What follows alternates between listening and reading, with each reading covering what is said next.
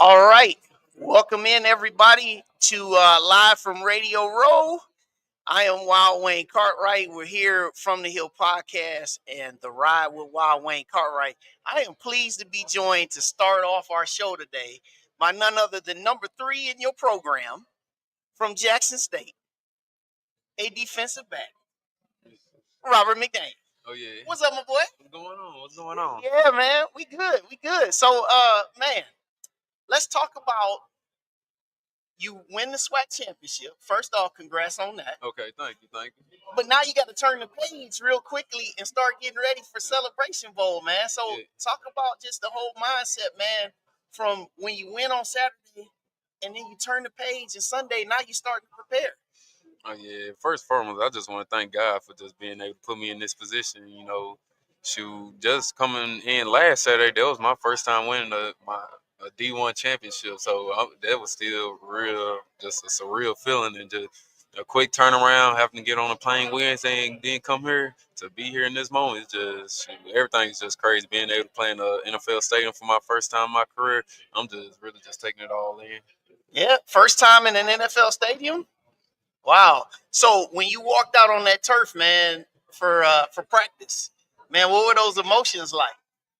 Just walking out there, honestly, in my mind, I was like, man, I can see myself playing on Sundays in this type of environment. I know I'm made for these type of games, and I know that I can get there. I just try to keep working, show what I can do, and just let the rest handle itself. Yeah. Now the game for me that really impressed me about you was the Alabama State game. 14 tackles, forced fumble, a sack, two TFLs. Two TFLs. You know what I'm saying? For you, man, like I know you like to you're versatile.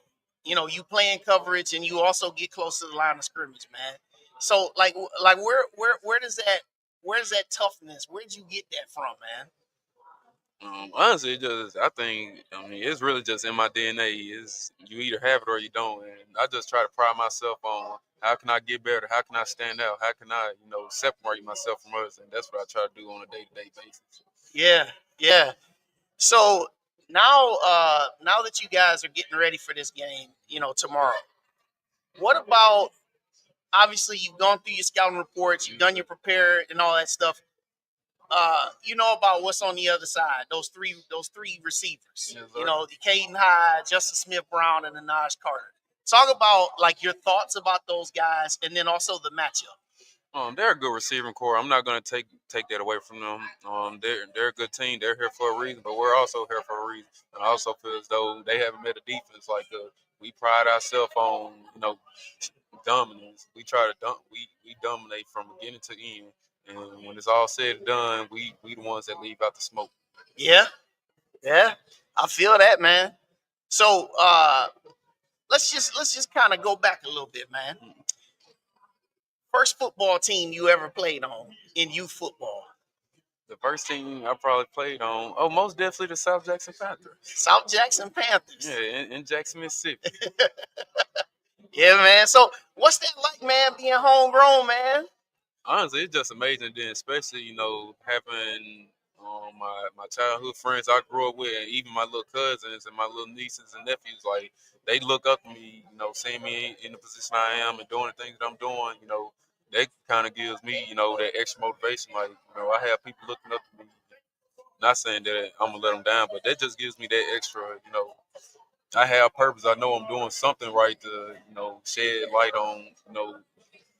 shed light on people that might have aspirations of playing too. So I just try to be an example. Try to be an example no matter what it is. Yeah. And so for tomorrow, man, what is it going to take for you to be having a selfie with me under the backdrop of confetti after y'all raise that trophy?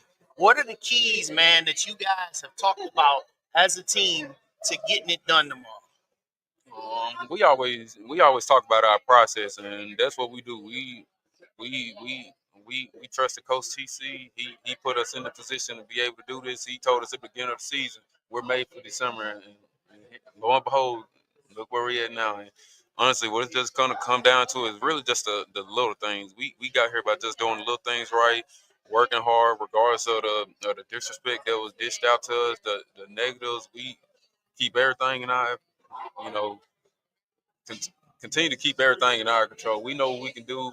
We just gotta continue to seize the opportunity and show what Jackson State football is about. Yeah, yeah. And so tomorrow, man, we expecting the show. You know, this is a Super Bowl. Huh? It's a Super Bowl atmosphere in a stadium that's hosted Super Bowl. No? Getting ready to host the CFP championship, man. That is crazy. Yeah, that's real crazy, isn't it? Crazy. Yeah. I know them juices gonna be flowing tomorrow, man. They flowing right now. I'm tell you, You ready to play right now? ready to play. And you said y'all can line it up in here Yeah, in we the can room. line Let's up get in it here. on. But hey, man, real quick, man, for all your Jackson State fans out there, man, you know, what do you want to say to your Jackson State followers? Jackson State Falls, I just want to say thank you. Thank you for believing us. Thank you for being part of our journey, you know, having our back and we having y'all back. So let's continue to just, you know, stay together because we in this together and we not leaving without that trophy, baby. Go Tigers. Yeah, and Ms. Mack wanted to say proud of you, Rob. Oh, thank you, Ms. Matt. And yeah, I would be remiss. Thank you, Dave. He said, I got to ask the go-to question. What's your game day ritual and what gets you turned up for game day, man? My game day ritual, you know, I just wake up. I start by just waking up, praying to God, you know, just continue to give me the the strength to go out there and do what I do. And honestly, it's just about going through walkthrough stuff. That's chill, but when it's time to put out them headphones on and lock in, I just turn on my music. Once I get to the stadium, I just start chill in my locker, go walk the field a little bit. I call my girlfriend. You know, we get our little pregame prayer, and I get suited up. And after that, it's time to go, baby. I'm locked in. That's what's up. That's what's up. Well, Rob, man, God bless, man. I appreciate you, my boy, for joining. Oh, yeah, Hey, I man. appreciate you. Robert McDaniel, real deal, y'all. Oh, Number yeah. 3 in your program, ready to win tomorrow. Oh, yes, Thanks sir. for joining the show, man. Oh, thank you. All right. Back here in a minute.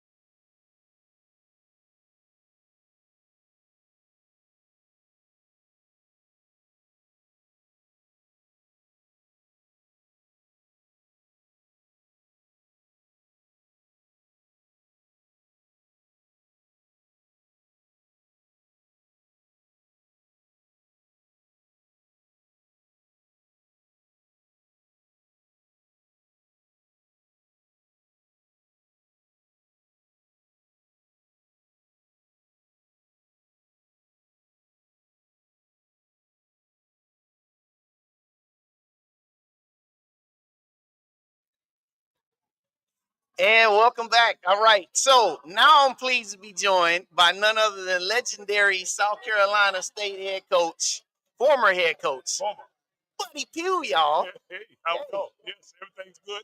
It's fun being here. Don't have to worry about coaching the team. I'm just here having a good time, enjoying myself, trying to see if I can see a good football game. Hopefully, tomorrow. Yeah. So you know, Chennis Mm-hmm. who I'm looking forward to having sit in that very chair a little bit later. And listen, you will enjoy him. I guarantee you when he's here because he's the real deal. He has really done a great job of first of all putting our program in a place that continues our success that way, and then he's actually excited us in a way where we got to process each day that we all trying to follow, and you know, we just try to follow his routine. And I can tell you, it's been a fun ride for us this year. A quick, short ride. Yeah, quick short ride. So Uh-huh.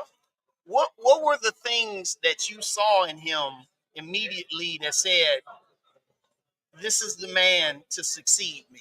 Well, he was at Benedict, which was only about 50 minutes up the street from us, and it had tremendous success in the short period of time he was there. We had him in a couple of times to speak at our touchdown club. We've got a fantastic group of men, a group of people, in Orangeburg that get together every Thursday for a touchdown club meeting. And we bring in all of the coaches from the entire state from week to week. And it's an organization of fans of all the universities in the state, not necessarily just South Carolina State. And we brought Chennis in 2 times. And I can tell you that the first time that we brought him in, I was caught off guard a little bit by how good he was. office. Mm-hmm. And the next time he came in, it was getting close to, me retiring, and we had already announced, and half the club was pounding me about, this is the guy, this is the guy, this is the guy. So I can tell you that, he made an impression on us in ways. His team had been good, but the fact that he had done such a good job of presenting himself and promoting his program and doing all the other kind of stuff that you do as a head coach today is business. Everybody has got issues trying to figure out how to deal with the issues of the day, the NILs, the transfer polls, and all that kind of stuff. Mm-hmm. But he's done a nice job of dealing with those kind of circumstances. So he's a modern day guy who's actually come along and set the world on fire with all of the tools that you have in today's game. Yeah. Now, one thing that you can say that can be said, you have won this game before. I have. You have prepared a team to be ready to take that that Mercedes-Benz Stadium turf. Kind of sort of. Yeah. So going into tomorrow, what advice, if any, have you given to the coaching staff? Do what you've been doing. Follow your plan. Don't deviate from what you've been successful at. So far. And the general kinds of rules that we have in the game. Don't give them any easy points of interest, scores, turnovers, anything, any of that kind of stuff that kind of gives you an opportunity to, get a little bit behind the eight ball that way. If you don't give them much, then most times, they have a hard time earning, the same things that you're trying to keep from giving them. So, it's a process that I think our guys pretty much have followed throughout the entire season. Our guys have done a fantastic job of correcting errors as things present themselves during the season. They've done a nice job of identifying them and correcting them in a way that they've, got those things settled in a way that they don't do those things over and over again. So, those kind of things are the kind of things that we just continue to try to do. And I think our guys do a fantastic job of making sure that they follow the rules that way. Yeah. Now, you guys at South Carolina State, you just recently celebrated the 50th anniversary of your 1974 championship team. Yeah. So how was that, man? Catching up with all those players, man. I'm telling you, that was a lot of fun, and it's got a lot of prongs to it as far as what our goals are when we bring those guys back. But the first thing we really wanted to do was gather each other and actually have an opportunity to just kind of love each other up a little bit and have a good time together. Now, we raised some cash for the university. We raised some cash for athletics, actually, and that kind of stuff. But the most important thing we did was to get together and actually have a nice reunion of minds that hadn't seen each other for a long time. 50 years. I was in the class of 75. The class of 74 was the class of Donnie Shell. Yeah. And Donnie, of course, is an NFL Hall of Famer now. And then the class of 76 is the year afterwards, and they won a championship also. But the class of 76 is Harris' class. And they picked us a lot about the fact that those two classes, 75 didn't. But you know what? We had, I guarantee you, about as nice a time together for that particular year. And the fact that our team was winning the championship that same weekend, it was a tradition that looks like we've been carrying forward for, over 50 years now. So, it was a wonderful, wonderful time that weekend. And I can tell you that I'm looking forward to them doing it again in 2025 because our 76 class also won one. And we started this tradition of actually having those teams reunion 50 years out. Yeah, I love that. So now that you've retired, and obviously you're still close to the game, talk about what you think with obviously NIL, transfer portal, having to recruit your own team. What do you think about all that? It's more than you can imagine as far as being able to keep up with all the different trends and methodologies that are going on in today's game to be able to keep your team that you had to preach. This team that we got here that's playing this game in 2024 will have to be completely reassembled and put together and recruited again in another couple of weeks. That's tough. And I can tell you that I've had a chance to visit some of the major programs in our area, the SECs and ACCs of the world. They got two sets of recruiting staffs now. And, their first staff recruits like they've done traditionally over time. They've got high school kids in mind and that kind of stuff, and they do a good job of actually deciding the stars, 5, 4, whatever your method of evaluation is that way. And then they've got another staff that's watching FCS and the smaller level Division I teams. And they try to pick out all of the possible kids on those teams. Yeah. And they might decide they want to try to deal with in a way that you don't necessarily want to hear. Yeah. From our end. So they'll end up taking a guy. We had a guy last year who played for us as a freshman. And one of the teams came and offered him a package that, that I had to tell that kid, man, you got to take that. There's no way that you can do it, in a way where, we just basically trying to just give you a full scholarship and having a hard time doing that. Mm-hmm. And these guys offered this guy, 6 figures, to come to their school. So I can tell you that it'll be a problem for us down the road going forward. So, and not necessarily us, but I'm talking about FCS teams in general. Yes. And you'll have situations where a guy will come out and he'll play 4 years and he'll be really topped out as one of the top players. And as a graduate guy, he can transfer anywhere with or without the transfer portal, because that really gives him some flexibility. But as a transfer portal guy, he gets in those windows, and if we in one of those windows right now for the next 8 or 10 days, I think it's 15 days when we started a couple of days ago. And then we'll go back into another deal where they're out of that deal for a while, and then in another 3 or 4 months after spring ball, they got another 8-10 day period. Yeah. So it's enough of that kind of stuff going on out there that you really got to be on your P's and Q's. And then at the same time, we got to also be poised and ready to go to take some kids from some other places, some of the lower level teams from us. Some of the lateral teams from us may have a guy who their program is not going so well. And they got to figure out how to keep that kid, because we can possibly, if that kid goes in the portal, get that kid coming out.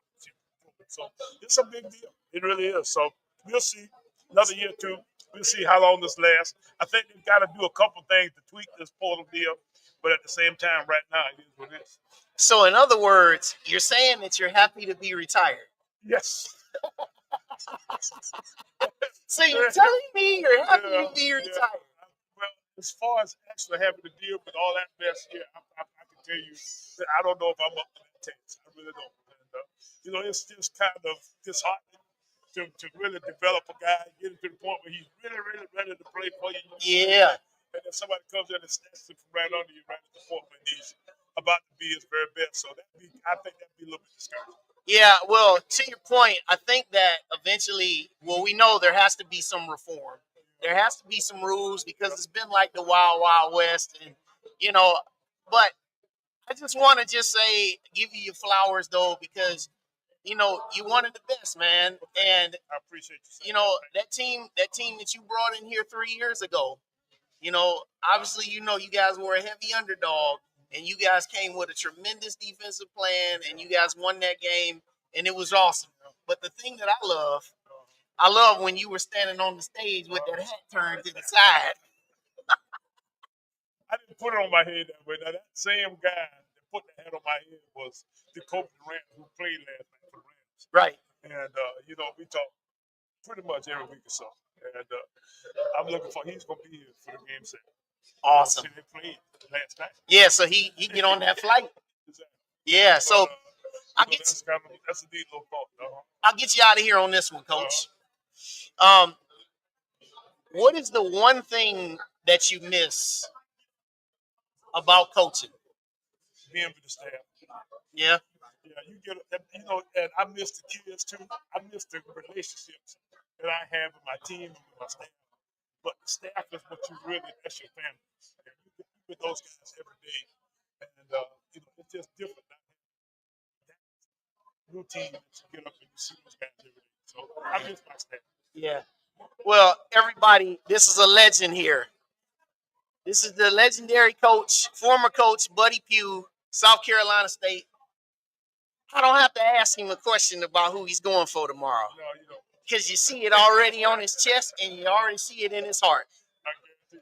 Coach Pough, Appreciate you. thank you so much. Thank you so much. Thank you so much. Best of luck here in your future. And thank you for your contributions to the game. So much. All right. We'll be back here in a moment, y'all.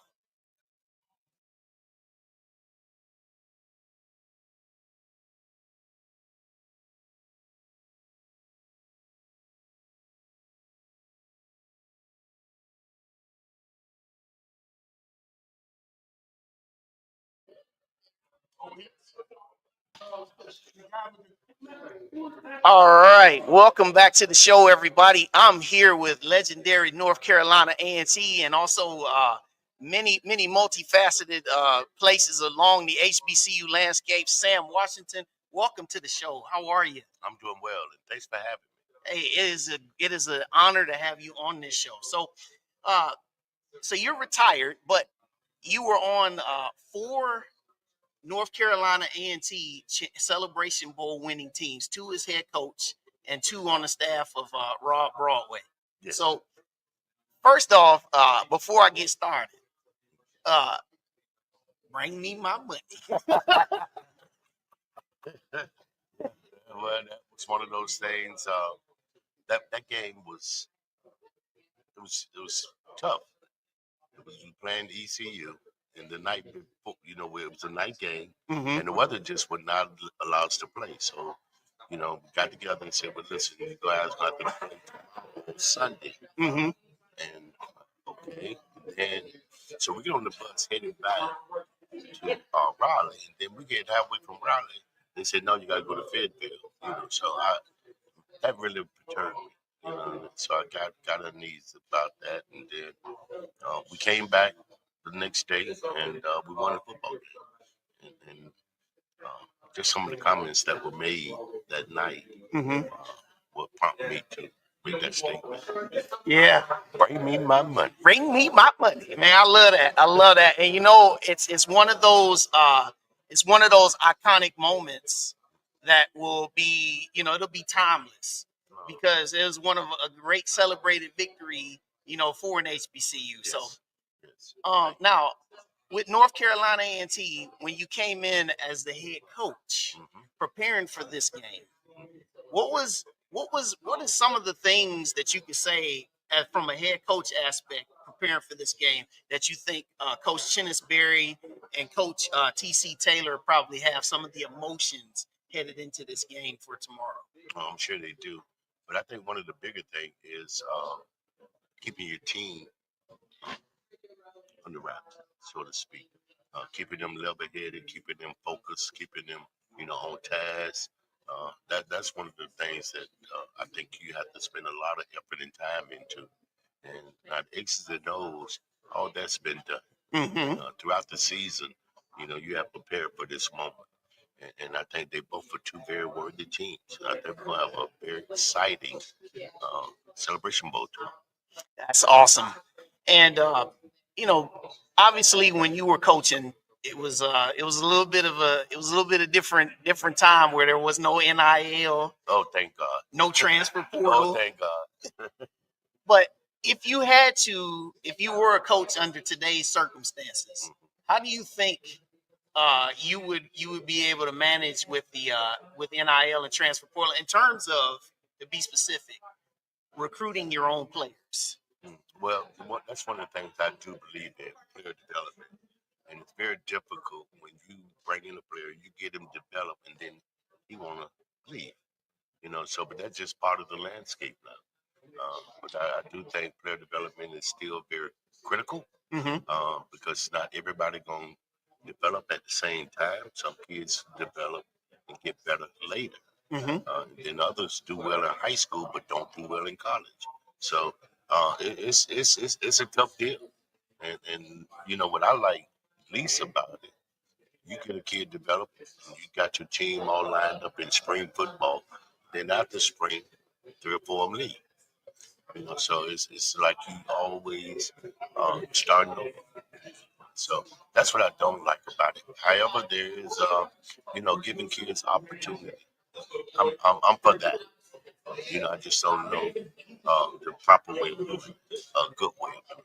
Yeah, Yeah. I understand. Mhm. And it's a very complicated principle, as you know. Absolutely. Yeah. So, in the days since you retired from coaching, like what's Coach Sam Washington up to these days? What's he into? You know, I'm very good at doing nothing. No, but I do. I'm an avid golfer, you know, so I do try to, you know, get out there and hit the ball around a little bit. Been doing a lot of traveling. Mm-hmm. We have seen the world, and my wife and I, and family, and spending more time with family. You know, as a coach, you don't have time to do anything. Yes. So you miss so many, you know, different family occasions. That's birthdays, that's family reunions, you know, all those little things. And I'm very grateful that now I can afford to do those things. Yeah.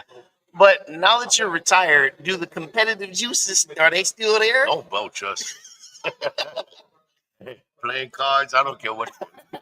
Shoot marbles. I play to win. And my wife be telling me all the time, let them kids win.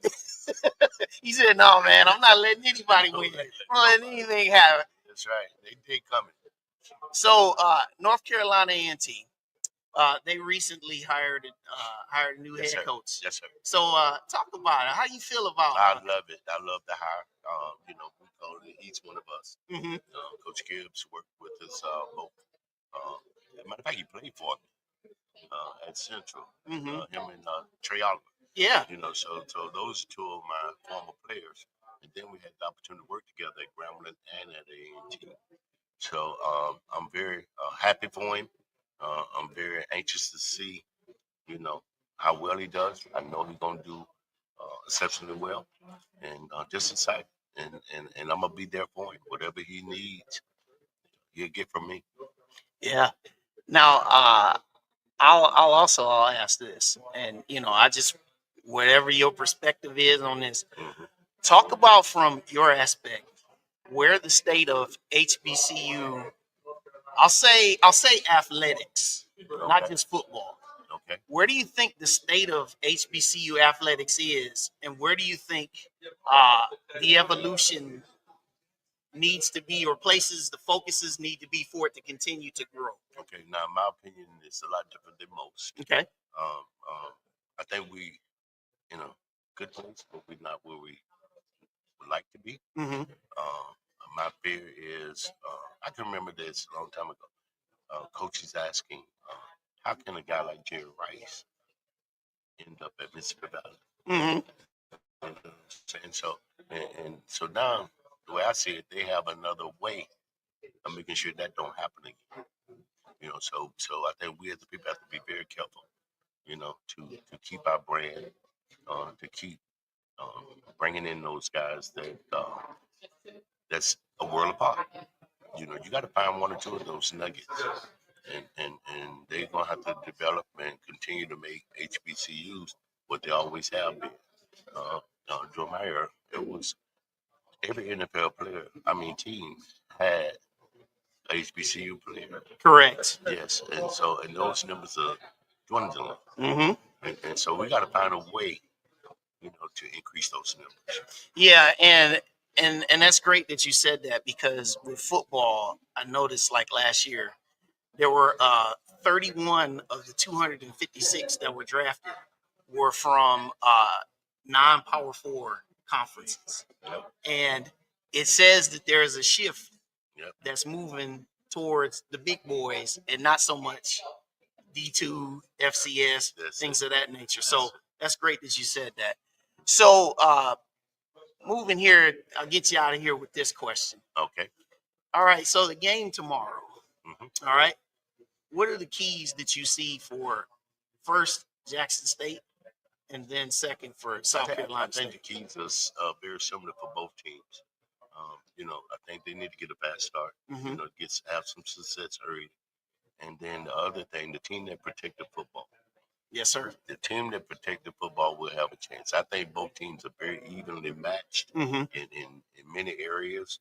I think, you know, for the most part, you know, the MEAC have won. They're there. Yeah, 6-2. 6-2. So, but Jackson has a chance. I love both coaches. I love both coaches, and I think it's going to be a very good football game. I really do. You want to make a pick? I'm partial to the men. Okay. Yeah, I get you. I get you. I've been here recently. However, I'm a slight player. Right. So I'm gonna stay right there in the middle. Stay right there in the middle, and you'll be enjoy happy either way. Either way. All right. Well, hey, he's legendary coach Sam Washington, and he's just joined us live. And I appreciate your time, Coach. I enjoyed it. Thank Yeah, you man. so very much. And best of luck here in your future. And we'll be back with more.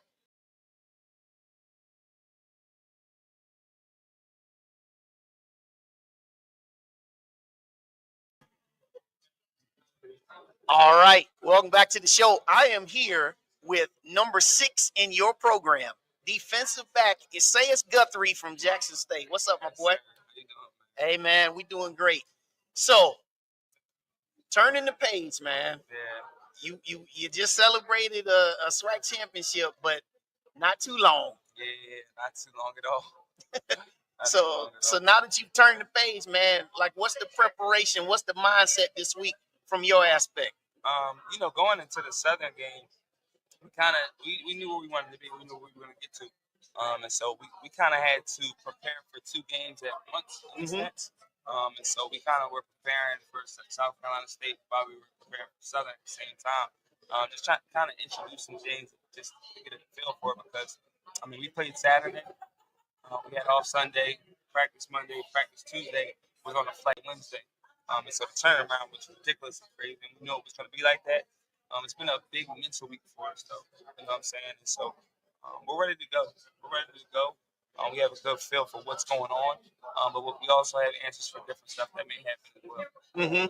So, obviously, in your position as a defensive back, much has been talked about, what you guys are going up against on the other side with South Carolina State's receivers. Yeah. What are your thoughts, man, about their receivers? And then also, what do you think about how you guys match up against them? They got a good group of guys. They have a good system, I would say. Their system is well coached and a great group of coaches on there. And we're not so much worried about the receiving core and specific guys.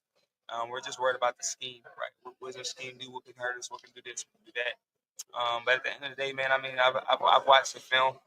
I'm a guy I actually came from Delaware State, so I know the competition on that side. I know how it gets. And so I watch certain games to see how they react to certain things. And they have some explosive guys. So we're going to make sure that we can get certain things to get hands on those guys and make sure that they understand this is big boy football. So it's a different level when you come over to the SWAC. They like to think it's more physical in the middle. I don't see that. I don't see that at all. But we'll see how the game goes. Yeah. So when you first stepped out on that field, man, in Mercedes-Benz Stadium, talk about those emotions, brother. Yeah, it's a blessing. It's a blessing. I'm saying to myself, man, God is great. God is great to get me for where I was, where I grew up, and how I got to where I am now. I talk to kids. I talk to little kids, young guys all the time, man. I always tell them, like, it's not always about being the greatest, being the most athletic, being the fastest, being the strongest. I was none of those things. I got guys back at home who was better than me in football, guys back at home who was smarter than me and doing different things. I just made the right decisions. And that's a testament to my story, and the abilities that I have around me. It's just a blessing. It's a blessing to be in. Yeah, well, let's stick with that for a second. Talk about, where you from, man, and talk about that. Talk about that road, man. You said Delaware State, man. Talk about that road. Yeah. So I actually went to Delaware State. Went there in 2019, redshirted. Came out, had a great redshirt freshman year, went freshman All-American, and then came back and sat out the 2022 season due to some different things with the staff. So just to be here right now, when I sat out that year, I didn't know if I was going to play football again. Honestly, I didn't know where I was going to do or if I wanted to. I know I had the opportunity to. I definitely knew that schools would want me. It was just about what I wanted to do, personally, mentally, physically, emotionally. So coming down to Jackson State, I came down, packed my family up in a van, We drove down to Jackson State when they played Southern in 2022 for the SWAC championship. Yeah. And so we came down here. I think it's that Friday, and I had a conversation with Coach O and Coach TC. Man, this was, and if you remember, Dion actually announced that he was leaving the day after that. Correct. So Correct. we had a conversation, and it was like, look, man, we don't know what the program is going to look like. Honestly, we don't. We don't know who's going to be the head coach. We don't know who's going to be the DC, the OC, the position coach. We know that if we're here, and Coach TC gets the job, we want to be part of the family. And so I told him that day, man, if y'all get the job, I'm coming. I'll do it. And so we locked in, man. And so I've been a Jacktown Jew ever since. Love that, man. I feel that. I feel that. So, all right, let's get a little bit light here, man. All right. First football team you ever played on in youth, man. J Street Raiders. Yeah? J Street Raiders. J Street Raiders. Yeah, J Street Raiders. I love these names, man. Love these names. And also, man, when you were playing youth football, man, and even till now, as a defensive back, man, who do you pattern your game after? It's not even really patterning my game after anybody, honestly. Okay, well, who are some of your favorites at the position? Yeah. Loving Xavier Howard and what he's able to do. Love how he takes the ball away. Right now I'm watching a lot of guys that came from here, the Kobe Durant, guys like that. I have a guy, one of my friends who plays on the Chargers, Trei still. Yeah. Watching him. So I'm just watching guys I know kind of close to me, just go watch their game and kind of be I'm close to him, so you know I'm able to call him and say, hey, like what came out on this play? How does that work? Kind of get a feel for the game on that level. Yeah, that's cool that you mentioned Steele, man, because he just scored a touchdown right there with the Chargers. Same stadium. Yeah, you went crazy that game. Yeah, like 2 weeks ago. I gotta go crazy in the same stadium. That'd be dope. Yeah, man. So, just from an aspect now for tomorrow, okay? What are the things that you guys know that you need to do, man, bar none, to walk off that field tomorrow with that confetti and that trophy? First thing first is be us. Be who we are. That's a physical football team that plays for 4 quarters and finishes well. And then that's another thing. We got to finish well. We're going to do everything in our power to put ourselves ahead of the 8 ball. But we will be able to finish. And that's the biggest thing. So we just got to finish. Yeah, man. Well, like I said, man, one of my favorite games this season that I did see, I watched your game. I mean, obviously when you guys played us, but when I watched that game against Alabama State, I watched that game from start to finish, the physical slugfest of the game. Yeah. And I knew right there, I said, this team's tough. Yeah. And they got what it takes. Yeah. So, man, congratulations on first last week. But now, good luck, man, as you get ready to take on South Carolina State tomorrow, man. Appreciate it. Yeah, man. Should be dope, man. Appreciate you, my brother. Hey, that's Esaias Guthrie, y'all, number 6 in your program. Stick with us. We'll be right back.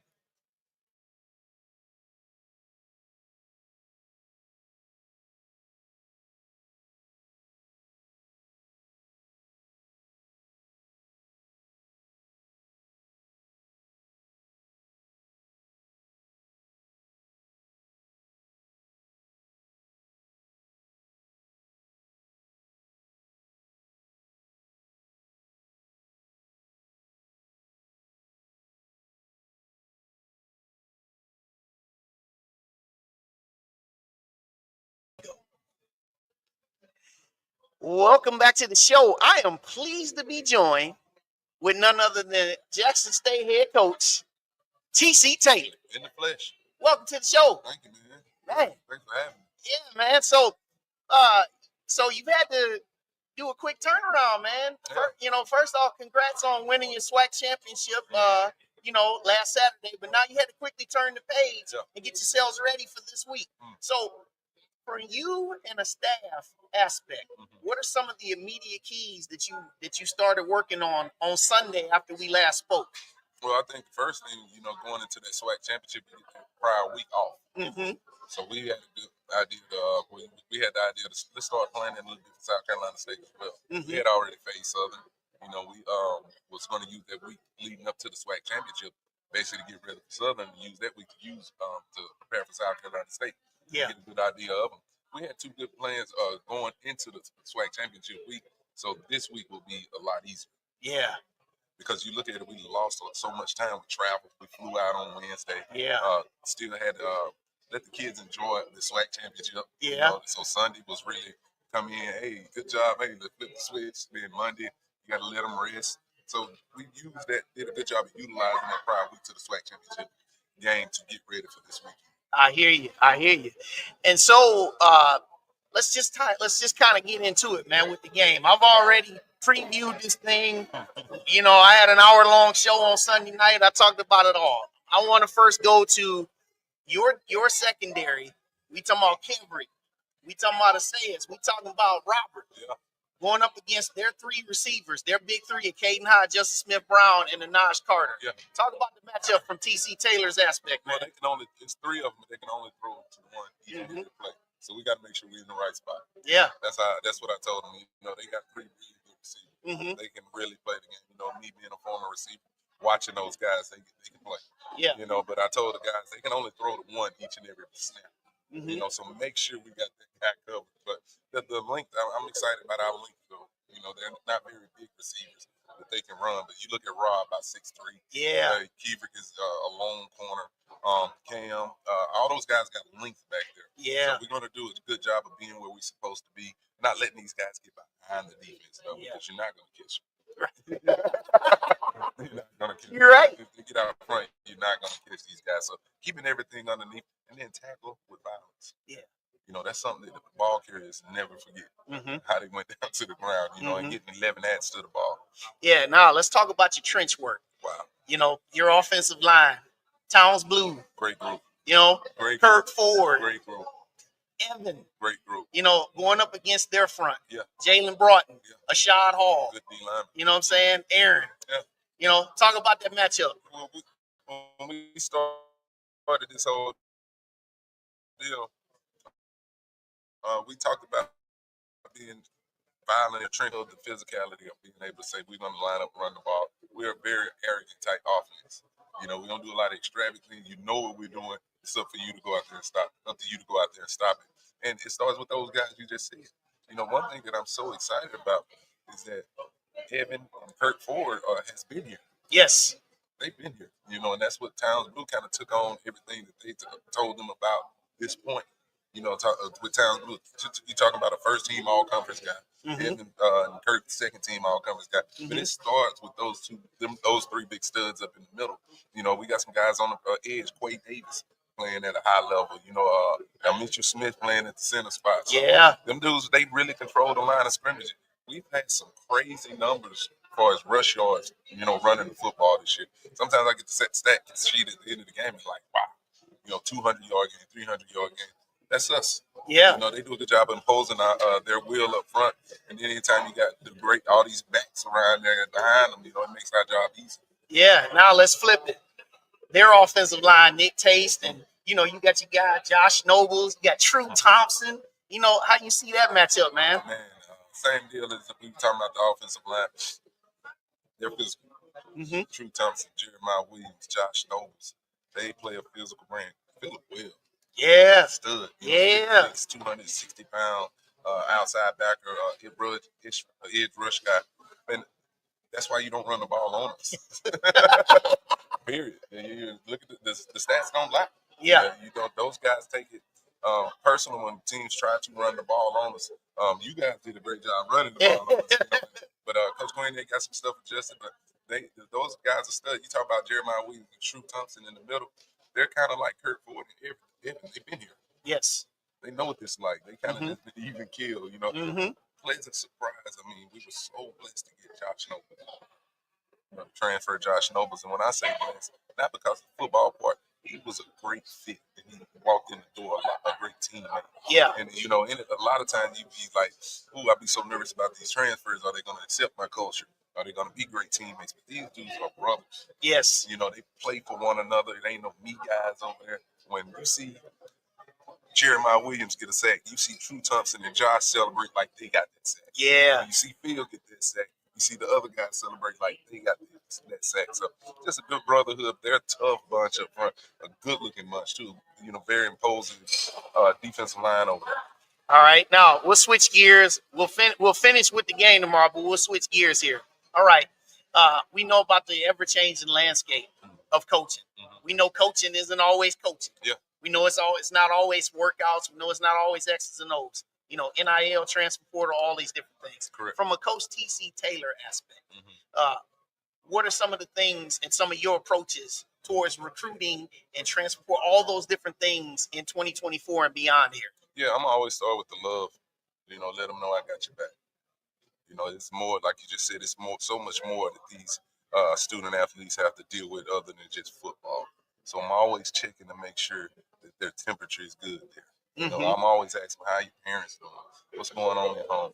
You got any issues in the classroom or stuff like that? Just gauging them there because that affects their play. You know, a lot of coaches just out there, you know, what I use the word ripping them, you know, tearing them down, but don't really know they may be dealing with something away from the game. You know, that's how I approach recruiting. When I'm recruiting these student athletes, I want to know your mom, I want to know your dad, I want to know all these people around you because I have to figure out when you're not playing at your best what is really going on. Yes, sir. You know what I'm saying? Yes, that's sir. the reason why we've been able to be so successful in recruiting because we talk with these dudes about so much other than football. Yes, and the stuff after football. You know, I always want to know, like, hey, Blue, what's your plans when you're done? It's your last football game. But I make them sit down and tell me, and then, like, how do we get to that goal? Yeah. We call that our life after football plan.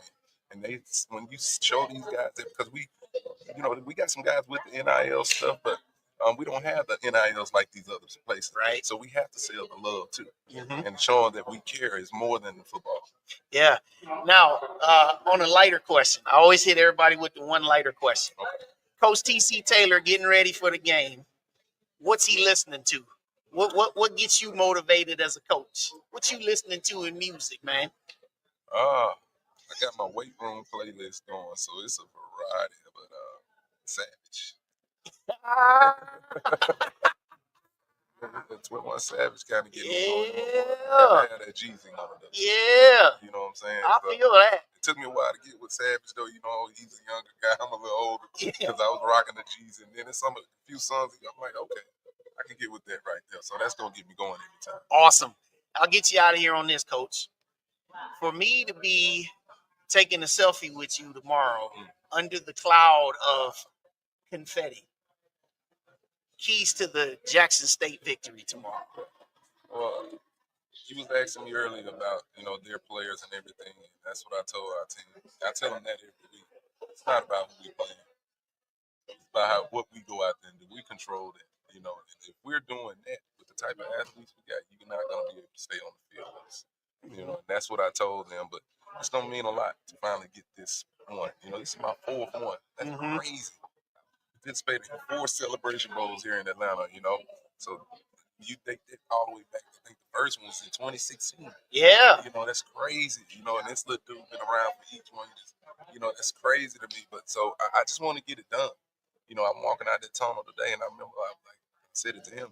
This that same tunnel we walked out last year, and you know, we lost. And we still hearing, who was it? Central. Yeah. A couple years ago. 2 years ago. Yeah. Still hearing them. I can hear them celebrating them. I want to be a part of that. So it's going to mean a lot. You know, I got a lot of family in here, JSU family in here, these players, you know, I want it for them. Yeah. And you know what, man? If something get in your eye tomorrow, I'm going to let it go. Hey, let it flow. I'm not holding back, too. That's a great point. You know, last week was emotional. I ain't going to lie. You know, be a former player at Jackson State. And, you know, we had to go to winning that SWAC championship, then to do it in Jackson. I'm like, man, it's crazy. But it was still football. Yeah. Now, tomorrow's a little different because there is no more football. Right. So, and that's the reality of the situation. Yeah. There's no more games to play after tomorrow. It. And this is the end of the 2024 chapter. Yeah. You talk about the 2 top teams in HBCU football. Yeah. You know, what better two of the best. You're not going. This is not a year where they say, well, so and so should have been here. This team should have. You got the 2 best teams in HBCU football. Hey, let's go get it done. Well, I gotta say, even though I you know, maroon and white, like I said, I've been a fan of your work though. Oh, thank you. I've been a fan of your work, and game always recognized game. Appreciate it. You know, some people, they like to just be haters and all that. No, game recognized game, man. You guys, you build a really nice program. Appreciate it. And I wish you nothing but the best tomorrow, Appreciate it. man. And I'm so grateful that you joined us here No problem. on the show I'll today. anytime, man. Yeah. Just let me know. Anytime. I love what you do, man. Appreciate you, Keep man. supporting the brand, too. Appreciate you. All right, thank you. Hey, that's Coach T.C. Taylor, and we'll be back. Go Tigers.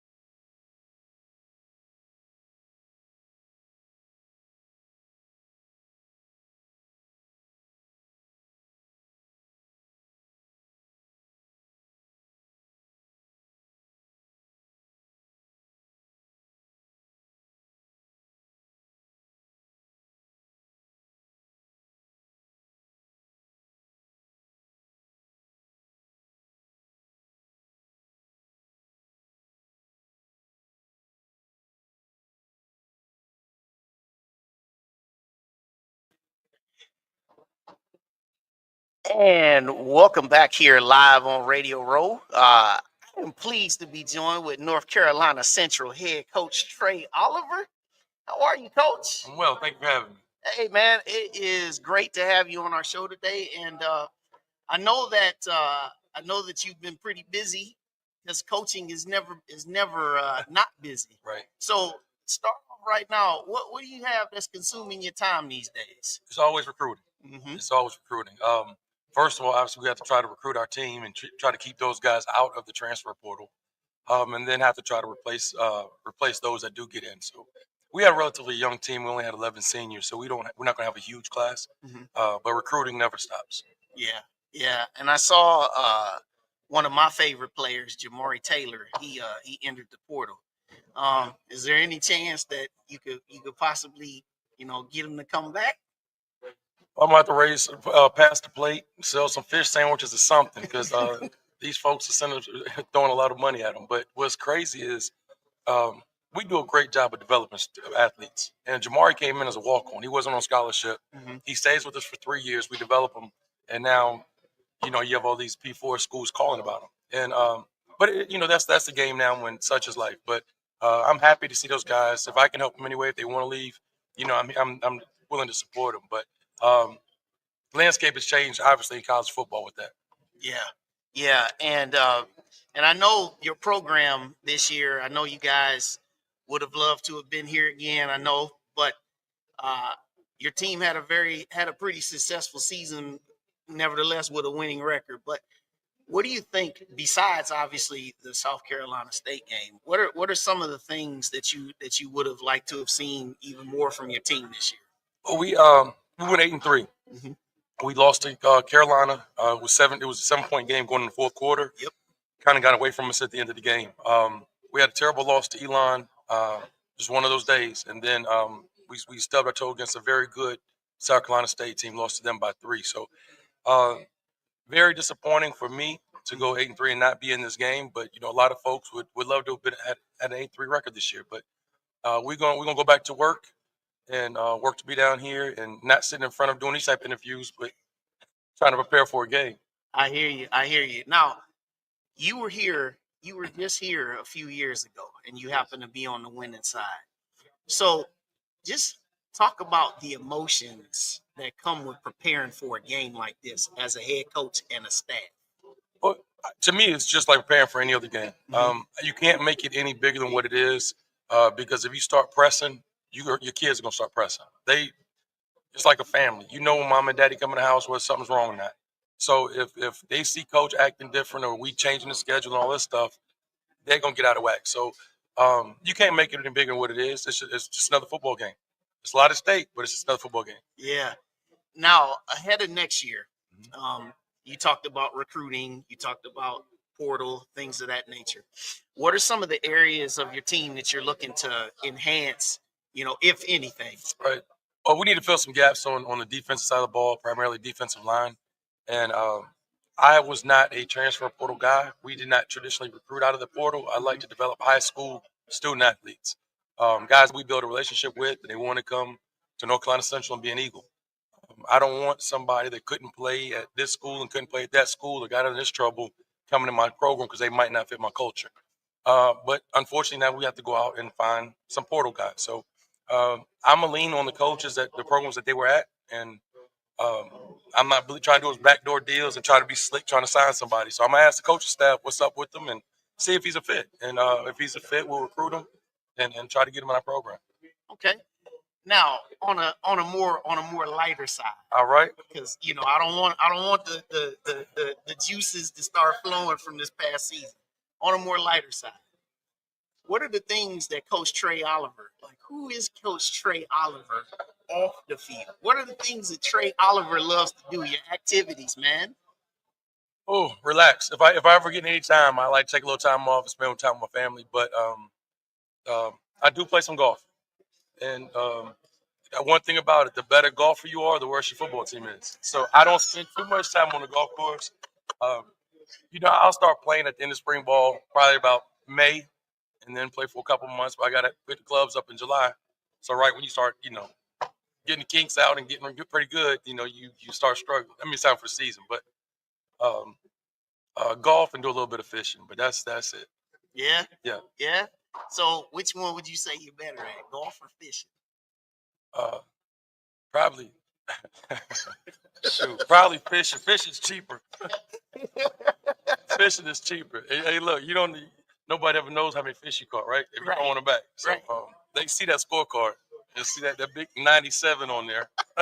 Hey, you know what though? Shooting under 100. I play golf too. Shooting under 100 though. There's more people on the planet that can't shoot that shoot over 100 than there are to shoot under it. Right. I got different expectations than a lot of other people.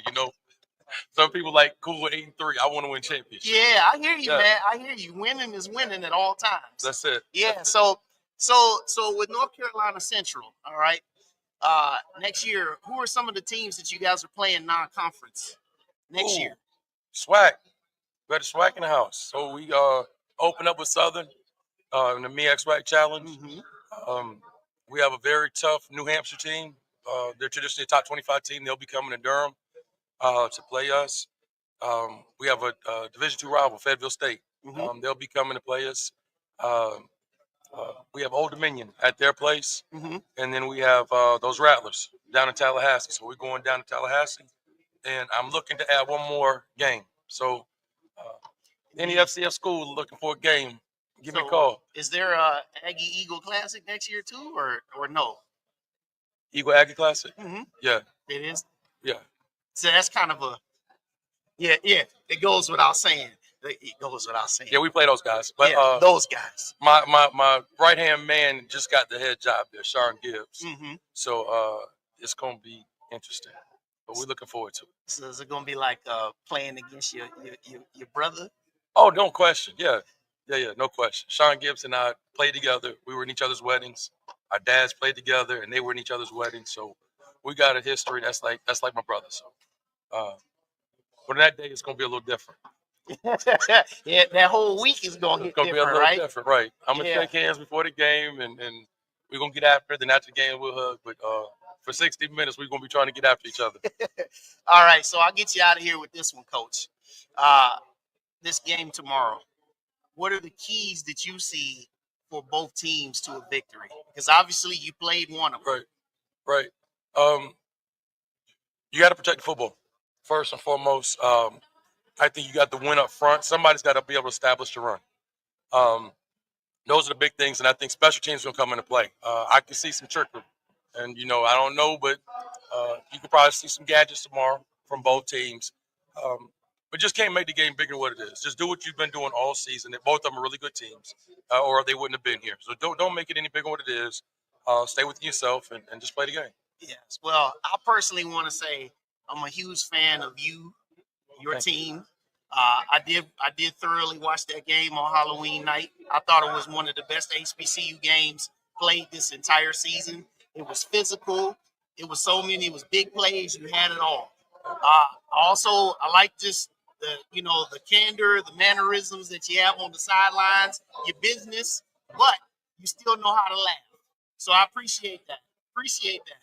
Yeah, you got to laugh to keep from crying sometimes, man. You give up a 3rd and 21 with the game on the line. Yeah.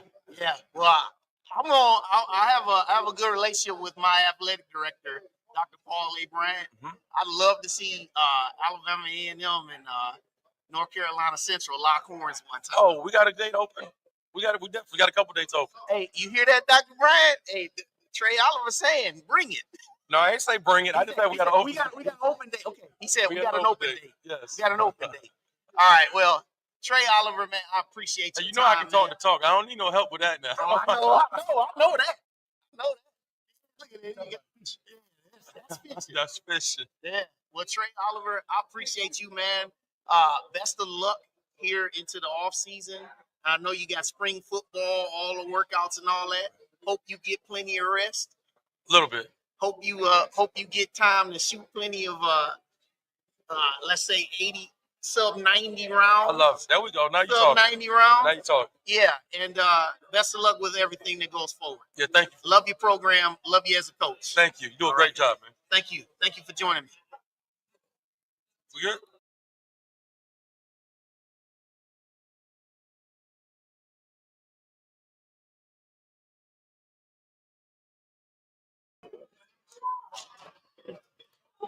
And here we are. We're back. I am pleased to be joined with the MEAC Commissioner, Sonja Steels. How are you? I am great. I hope you're doing well. I am doing phenomenal. Great to be here on Radio Row. Obviously, you have South Carolina State in your conference, and they're back again. I had the opportunity to talk to legendary coach Buddy Pough earlier, and he was just, oozing MEAC. All MEAC, all day, all the time. Yeah. So let's just start. Obviously, let's just kind of go. I know a lot of the hot button topic is about expansion, but I don't want to come from the aspect of who you looking at, who you want, all that good stuff. My thing is, I know that you have a long-range plan that you established when you took over. And it runs till 2027, correctly? You are correct. All right. So kind of talk about and bring us up to speed where that plan is, and also some of the aspects for those that may not know what that plan is. Yeah. So, one thing about becoming the commissioner is making sure that we have a shared vision.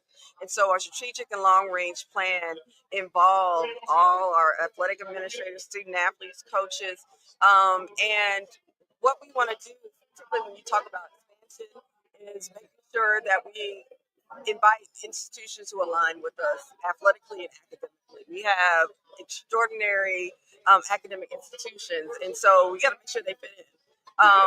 But we plan to expand, but we're going to be methodical about it, and we're going to take our time. So, no, I'm not going to tell you who we're looking at, and we may not be looking back at anybody right now, particularly because we want to focus on our foundation, strengthening our foundation, number 8, making sure that we're doing what we need to do to support our institutions.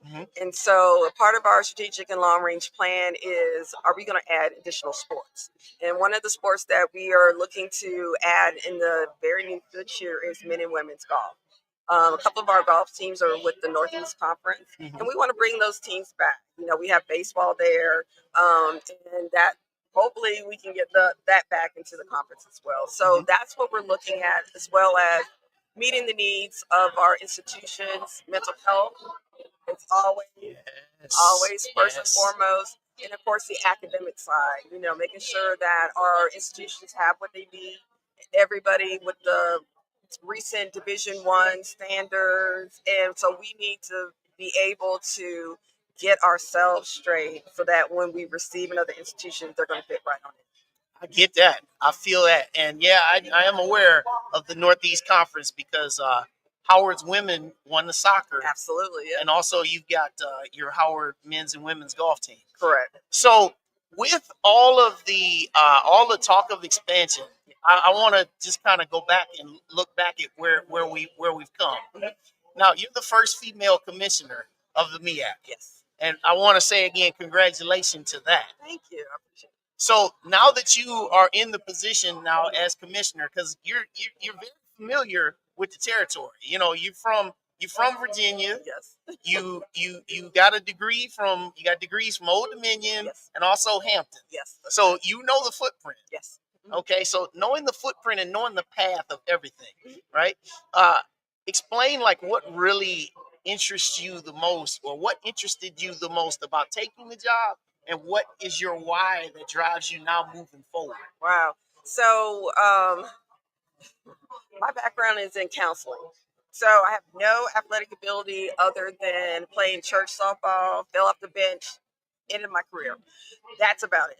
And so the former commissioner, Dr. Thomas, he gave me these opportunities to grow, to learn from marketing to game management. And so he made me step out of my comfort zone. Mm-hmm. And so as I grew within the conference, being there for 22 years, I start to know exactly what's going on, where we've been, where I think we should go. Yes. When he said that I'm not going to do this forever, I think you should be the next commissioner, I'm like, I don't want that job. I do not want 8 bosses. You are enough. That's it. He don't pay attention to me, whatever I say. But fortunately, the council, through the interview process, I went through everything, and they chose me. And I think it's because, one, I got the background. Mm-hmm. I know exactly where we need to go, and I think we all have that same vision of how we need to grow together. The opportunities of being in this position as the first female commissioner is that I do not want to be the last. And so I want to be able to provide those opportunities for women, and I've been able to do that in my position. And that's the main thing. And so as we do our Women in Athletics professional development workshop, as we highlight certain women, and then making sure that the women that I have in my office and in my in the membership have a seat at the table, Mm-hmm. and at the seat at that table, they have to have a voice. Mm-hmm. They have to have the voice. So that's been a privilege of being in this position. Awesome. Now, I do have to ask, obviously, the pending NCAA settlement, the $2.8 billion settlement, roster limits, scholarship, extensions and things like that. What can you share from the MEAC aspect of where you guys sit in that regard?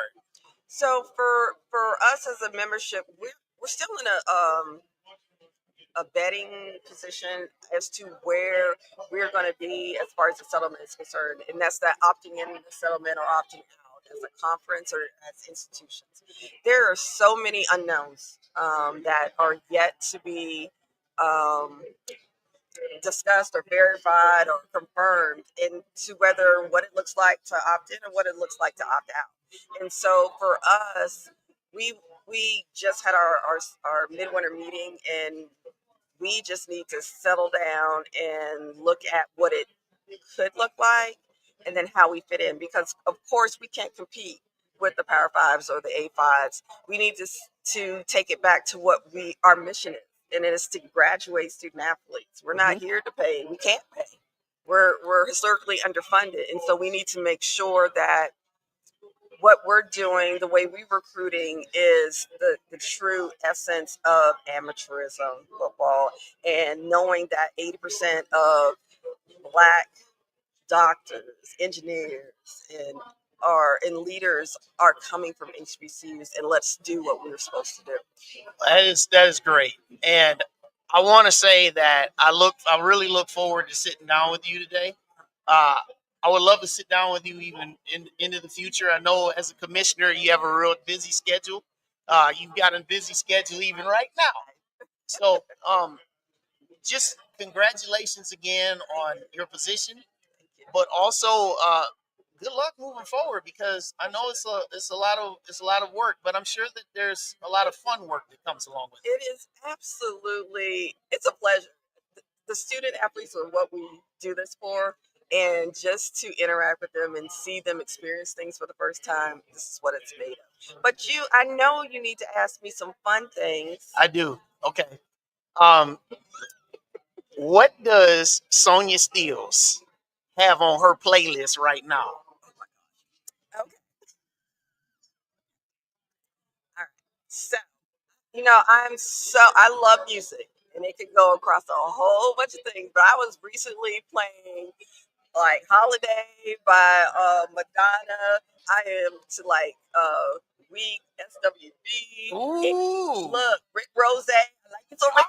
So Maybach music. So my playlist is just going. So yeah, I love music, and so I'll always got something going on. Well, that's what's up. And I'm gonna put a special plug in here. I would love. I know they have like the SEC ACC challenge in basketball. I would love to see a SWAT MEAC challenge. Me too. I would too. I think this is just a sample of what it could be on the basketball side, and I think it would be great. So, Dr. McClellan, you hear us talking to you. ESPN, do you hear us talking to you? Exactly. Hey, sponsors out there, we're talking to you as well. Let's pony up. Let's get it done. But you know what? Sonja Steels, thank you. Thank you. Wonderful time. It's been a pleasure. And we're definitely going to talk some more. Let's do that. Because we got a lot more to discuss. We definitely do. Thank All right. you so much. Sonja Steels, Commissioner of the MEAC.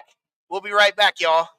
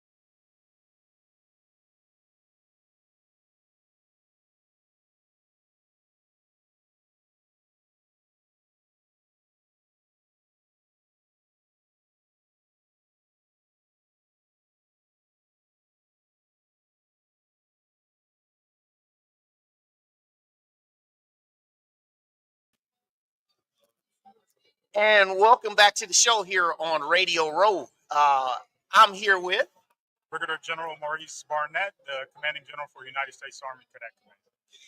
and Mr. Barnett. How is everything with your profession these days? I know there's so many moving parts, but just kind of talk about what are some of the things that you and your organization are working on these days? Well, for what we do, it's two parts. So we work with colleges and universities where we have Senior Reserve Officer Training Corps, or ROTC, at the collegiate level. And that's through about 900 colleges and universities that we partner with to commission second lieutenants into the United States Army, either in active duty, the Army National Guard, or the Army Reserve. The second part of that is our partnership with about 1,700 high schools across the country, where we do junior ROTC for high school students. So 2 separate programs, not necessarily connected, but the opportunity to really invest in young men and young women at the high school level and the collegiate level to really build capacity for folks who want to serve in our country. I feel that. I feel that. Now you're here at the Celebration Bowl. So what are you guys going to be doing here on site today, and also probably obviously at the game tomorrow? Yeah, so tomorrow, if I can just skip to that part, we're going to award some scholarship checks to some deserving college students who are in the ROTC program. I think at South Carolina State and Jackson State. Mm-hmm. So we'll acknowledge those folks and give them some money for school, and they're part of that program. But more broadly, we're here to really tell folks about the Army and the opportunities we've had, and quite frankly, the opportunity that I have been fortunate to have in my journey in the Army. So if I could back up a little bit, so I've done just about everything that I now command. So I did junior ROTC. I'm a native of Gary, Indiana, and had the opportunity in high school to participate in junior ROTC, and through that program just opened my mind to the possibilities and my potential to serve in the Army. And then I did senior ROTC at Indiana University in college, and then commissioned as a second lieutenant in the Army, and have been serving on active duty for the last 30 years doing that. And just tremendous opportunity to serve, and been some phenomenal places and met some incredible people along this journey. That is phenomenal. 30 years, man. That is, wow. Feels like 10. It goes fast.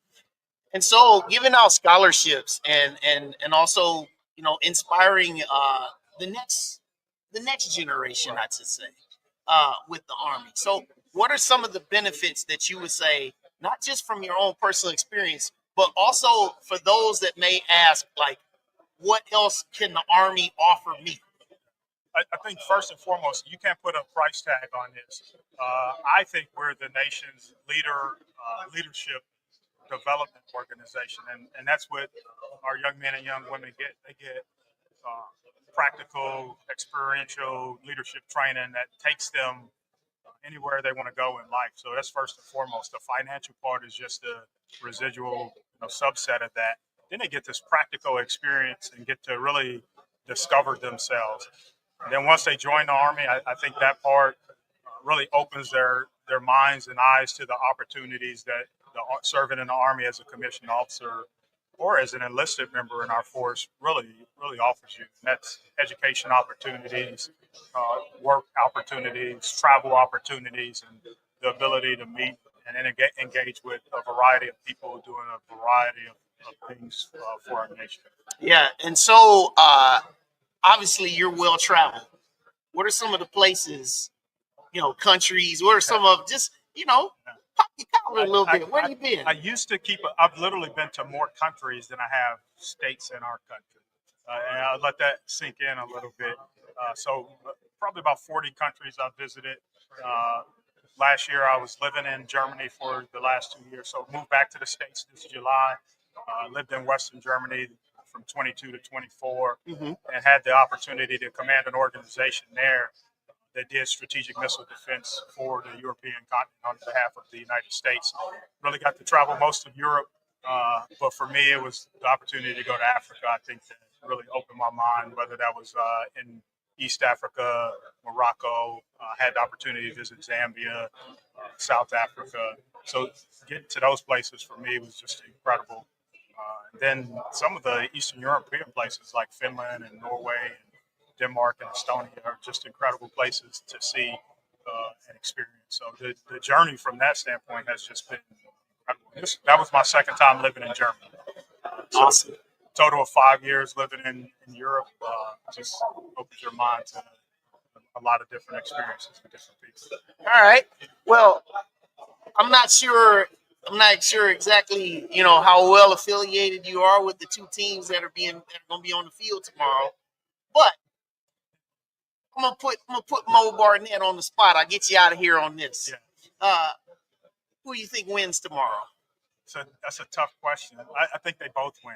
I'm gonna take a safe chance. You're gonna take the high road. Take the high road. And I say that for just the fact they're both their conference, MEAC champions, SWAC champions are here. So in some ways they've already won, and then they both get to display their talents here on this national stage and get to be a part of the Celebration Bowl. I think that's winning in and of itself for both of them. The score will be the score at the end of this, but they both get to walk away with their heads held high, knowing that they gave all on the field of friendly strife. And in that regard, I think we're all winners. That's awesome. Well, I want to just say this has been a great honor to spend this time with you. I want to thank you again for your service. You guys can't be thanked enough. I mean, I know sometimes it could come across as sometimes some people may say a thankless job, but I appreciate you. And I hope that the initiative and handing out the scholarships tomorrow, I hope it generates even more great returns for the Army as a whole. And this is a great thing that you guys are doing. So, Mo Barnett, thank you. Thanks, Wayne. It's an honor to serve. Yes, sir. And we'll be back in a little bit with our next guest.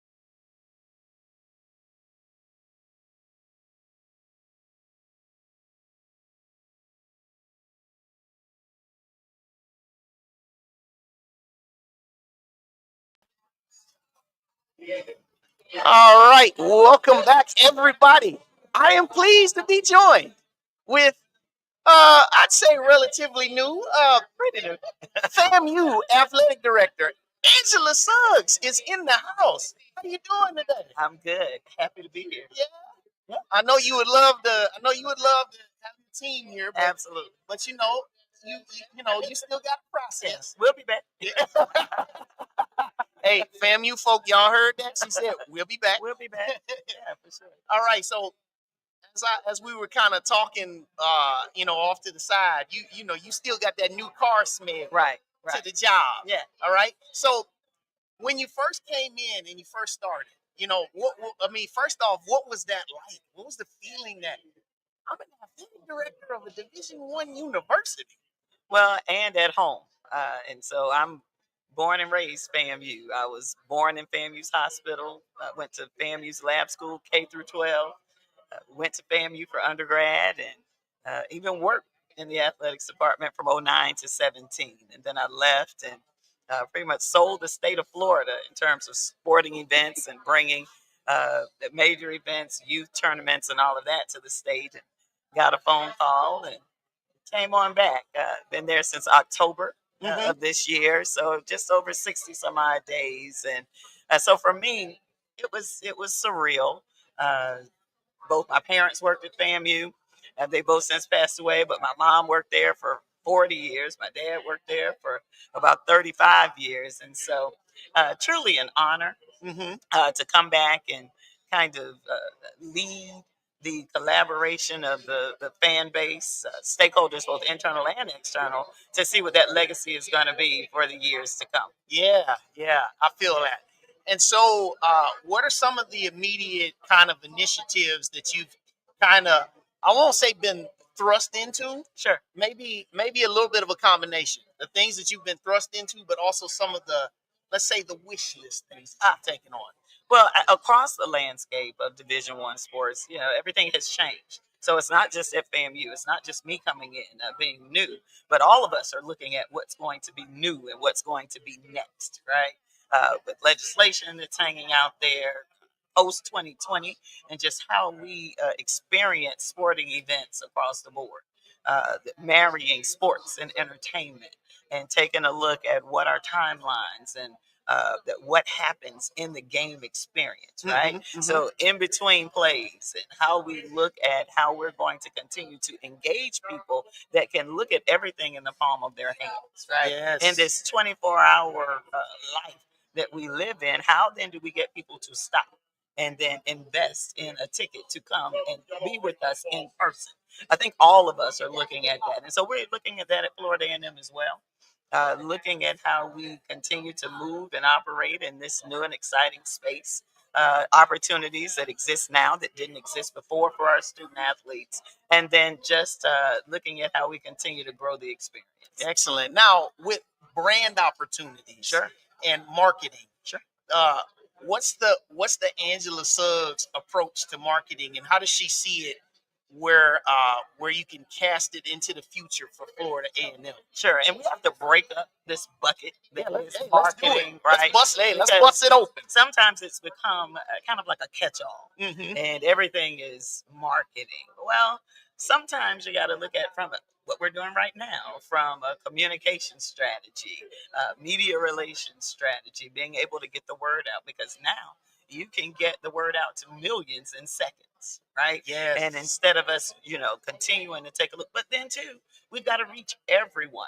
So because even on my timeline, as the algorithm goes, I may miss the post, and as it goes, I may miss it for real. So how is it that we make ourselves almost like the movies? I may not go to the movie but once a year, but I know where to find out what's playing and what time.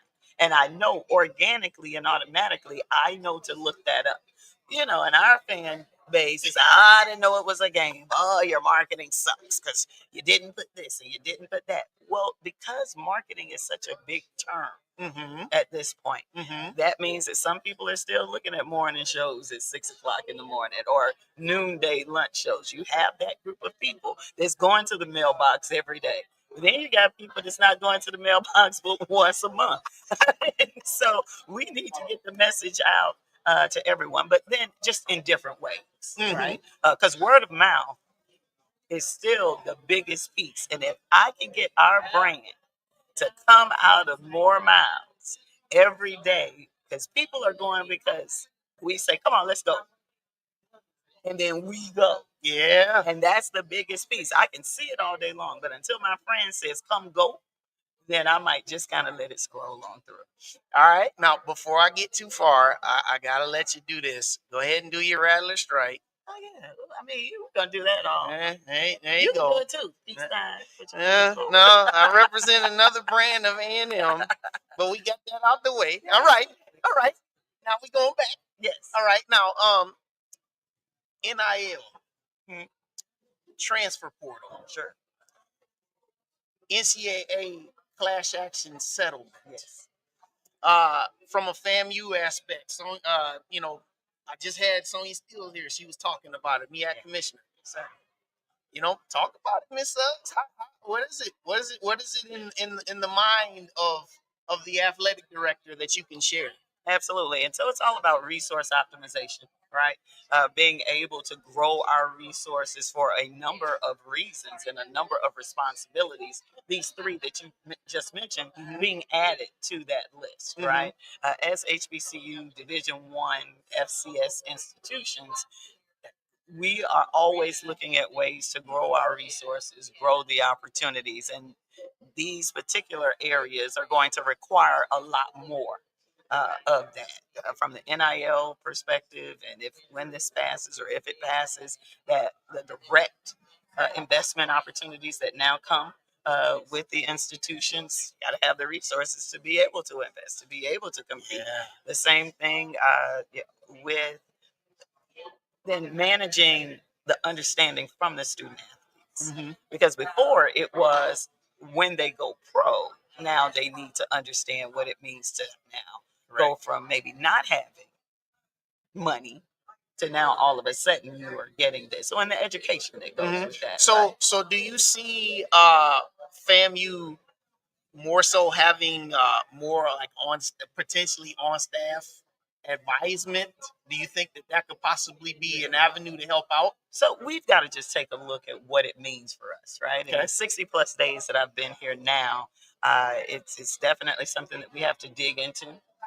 We have to have solutions for it because we want to be successful across the board. Yes. Whatever these opportunities that are there, we want to know as much as we can about it, but then how it fits Florida A&M.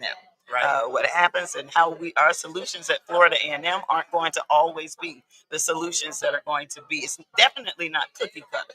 Yes. Is where I'm going with this. Yes. It's going to have to be individualized so that our success can be most efficient and effective for our students. I got you. Okay, I'll get you out of here on this because we got to have some fun here. Okay. All right.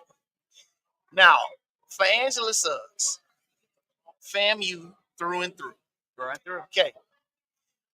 First off, what is the thing that you enjoy the most about going to any FAMU event? First, what's the one thing that you could say I enjoy this first? The people, Mm-hmm. the student athletes, the fans, the people that come. When we're winning, if it didn't go our way on any particular day, just seeing them come back and the pride of Rattler Nation, the pride of the Rattler fans that come and support. That's what excites me Yeah, each and every time. And I know y'all can talk because I can see you can talk too. Because y'all come with that strike first and strike again. Strike again.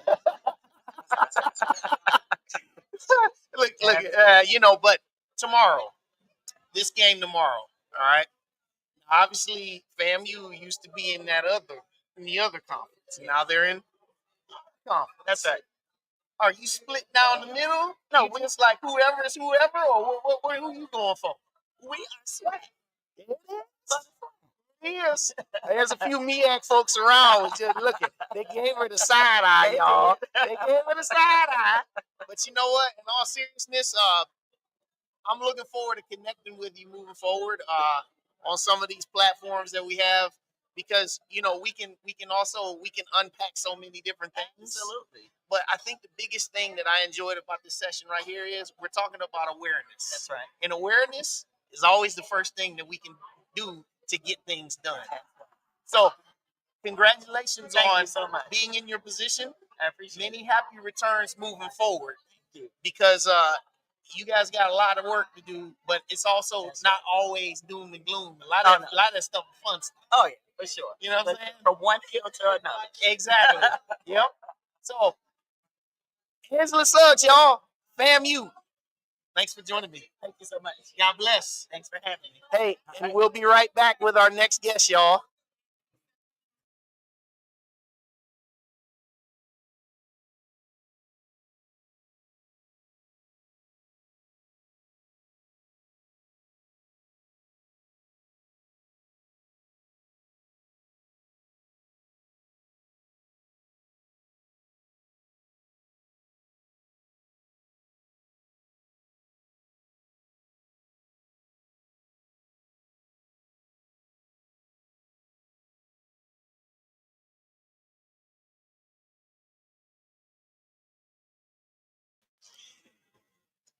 All right. Welcome back to the show. I am pleased to be joined with the SWAC Offensive Player of the Year, number 5 in your program from Jackson State University, Irv Mulligan. What's up, my boy? What's up, boss? How you doing? Hey, man. Nice to meet you as well. All right. So 1,200 yards rushing this year and double-digit touchdowns. All right. Just talk about just when you set your goals going into this season. Where was this right about where you wanted to be, or? I wouldn't say it's right where I wanted to be because, like Kobe said, success means success, success means success. So that means success never stopped. I actually had myself being at like 1,800 yards with like 15 TDs, 20 TDs this season. But I mean, what I did, what the team helped me do, it was amazing because a lot of people don't know, man, and it's really just God's will. Like, man, I had surgery July 3rd. Our first game was August. Yeah. So it's like, who else had torn ligaments, high ankle sprain, had surgery, had no summer training, no spring camp or no fall camp. Just 3-4 days of practice, and then the rest of the season just rolling for you and produce how you produce to help his team win. I mean, I ain't bragging, humbly speaking, but I'm just saying, like, who doing that. So for me to do that, for the team to help me get there, it's amazing. But I would say I'm a little disappointed because even though I got a lot of accolades or broke a couple of records, it's still room to climb. It's still a lot of room to climb, man. You can always get better. So I would say the word I would say, I'm proud of myself for how I bounced back after injury. Yeah. But I ain't satisfied. I like that, man. And so now, after winning the SWAC championship last week, now you had to turn the page. quickly to move to the next opponent. So what's that process been like for Irv Mulligan, man? This is my senior year, man. It's been a little rough, a lot of interviews, a lot of, curricular activities that, don't involve, the actual game. But man, I was just soaking it all in. It still means a lot to me. But we knew it was gonna be a quick turnaround, and we knew they was resting.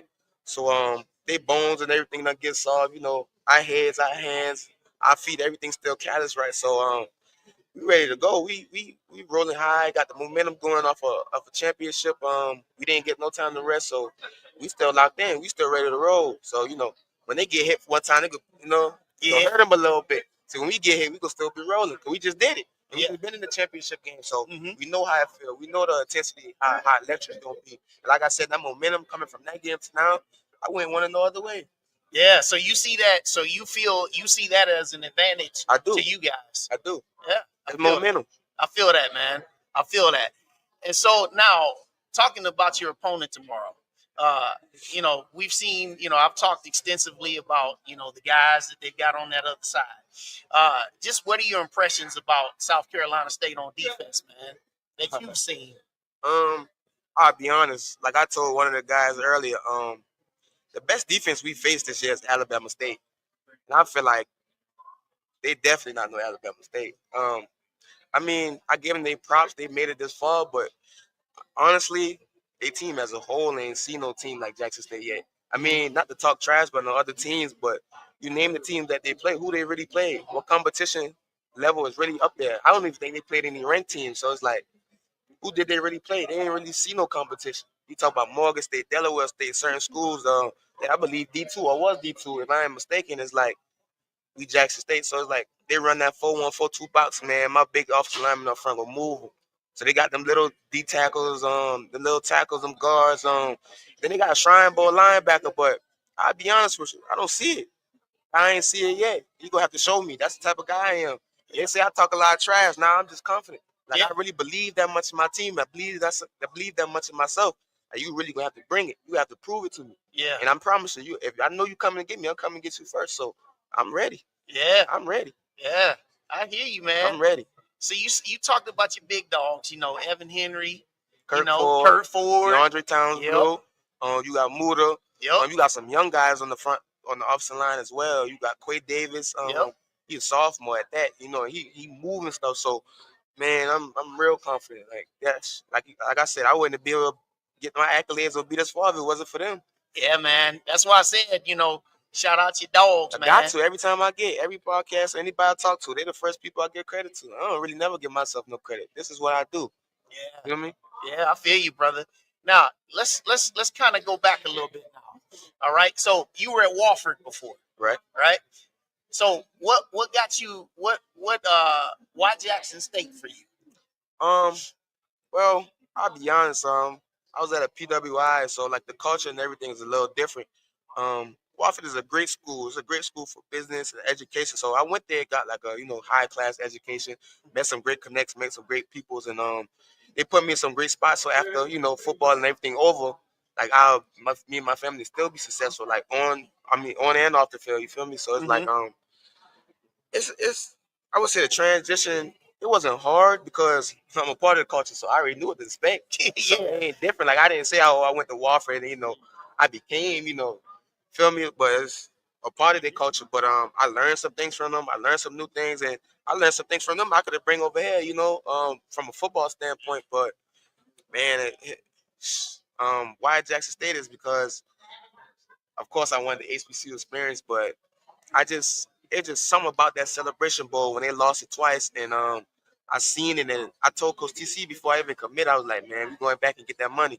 Like I had like 7 or 8 offers coming from Wofford. I was actually suspended my senior year, and I didn't play at Wofford for some small stuff. So I got my degree from there, but it's just that I guess it was like politics, and they was protecting their brand. So they suspended me off the team, and they still wanted me to be there, but I was like, how y'all got me suspended? Y'all didn't even know I'm gonna be part of the season this year. So it's a business, so I didn't sit there and play with them. I just thanked them for everything they did for me. I thanked them for the education. I thanked them for the connections of the people I met and what they did for me. And I just went on about my business. Chose another great school. All right. 2 quick hitting questions for you, man. First ever football team you played on, youth. Oh, it was the Buford Dolphins, Buford Dolphins. and we went undefeated that year. And actually, we was the only team Buford County in the youth to go to like a state or I would say a state championship and win it. Like you go to we got something called Burton Wells. That's the big like facility for sports and stuff like that in Buford. You go there, you'll see me like a little boy. I'm one of them that got the gold medals. We was the only team that ever won it still to this day. So for me to be leaving a legacy that young is crazy. Like I can go back that far and say I've been a champion, I've been winning. So I know what it takes. Feel me? Yeah. And also, what's the music that gets Irv Mulligan ready for the game, man? What you listening to? I'm 23, but man, I grew up around some real thoroughbred guys, some real old heads, some real old cats. So I listen to some old school music, but I like to listen to some old school Lil Bootsy, and then we in ATL, so I'm gonna bump that old school Jeezy, that old school Gucci, man, So I mean, that will get me turned up. Like, yeah, I love it, man. I love it. Well, man, tomorrow, man, good luck to you guys, man. Looking forward to seeing the matchup. A lot of people are. We've been anticipating this one for a while. Have a great game. Thank you for sitting down with me, man. Yes, sir. The great Irv Mulligan, y'all, number 5 in your program. And we'll be back up next here on The Ride and From the Hill podcast. Stay with us.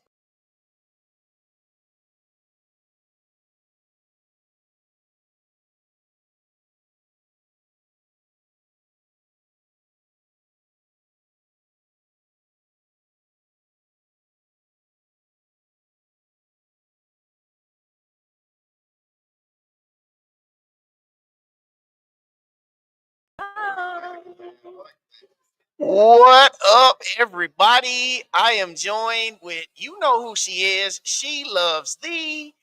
We've worked together before, and now this is our first time doing a live. First time doing a live. We all the way live. Yes, all the way live. Thank you so much for having me on. Hey, our pleasure. And obviously your team's here, and we've done all the talk all year.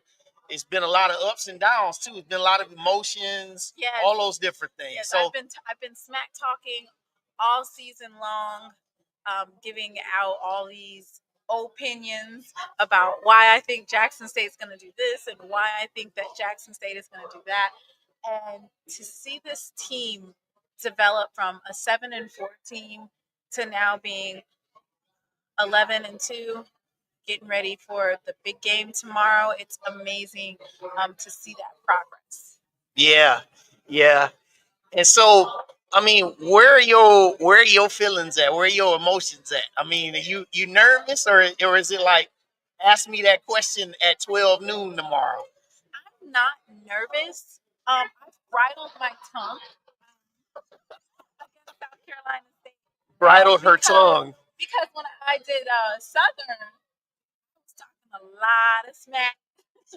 I was letting it loose versus Southern. And hey, David, I didn't, I was letting it loose. I was letting them know. Same team. I was mimicking my defensive coordinator, Terenzo Quinn. Same team. Do you have any worries? None. So this week I had a chance to do a live with Kobe Orr from Blitz City Podcast, and we basically picked our players on both sides, on South Carolina State side and Jackson State side. I felt like it was a great dialogue. I think this is probably one of the best matched up teams that we've seen in a while. I want to say North Carolina Central versus Jackson State was another one of those games where it just was literally toe-to-toe. Of course, we know Jackson State didn't have a lot of their defensive line, but in terms of matchups, this matchup right here is going to be epic, and I'm excited to see. The talent is already there, the discipline is already there. I feel like it's more so about matchups and coaching. Yes. Because the student athletes are ready to play. So I'm excited. Yeah, I'm likewise as excited. I have to say though, it's kind of tough coming from an analyst kind of perspective because you see so many different things inside of the matchups, and you see so many different aspects of both teams where you say like, "Wow, they're both really good." Right, like And the wide receivers yeah, and yeah, then the versus RDBs, or yeah, the yeah. Let's kind of get into it. You I know, want to get into it. let's get into it. So first off, we know about the series history, y'all. Right.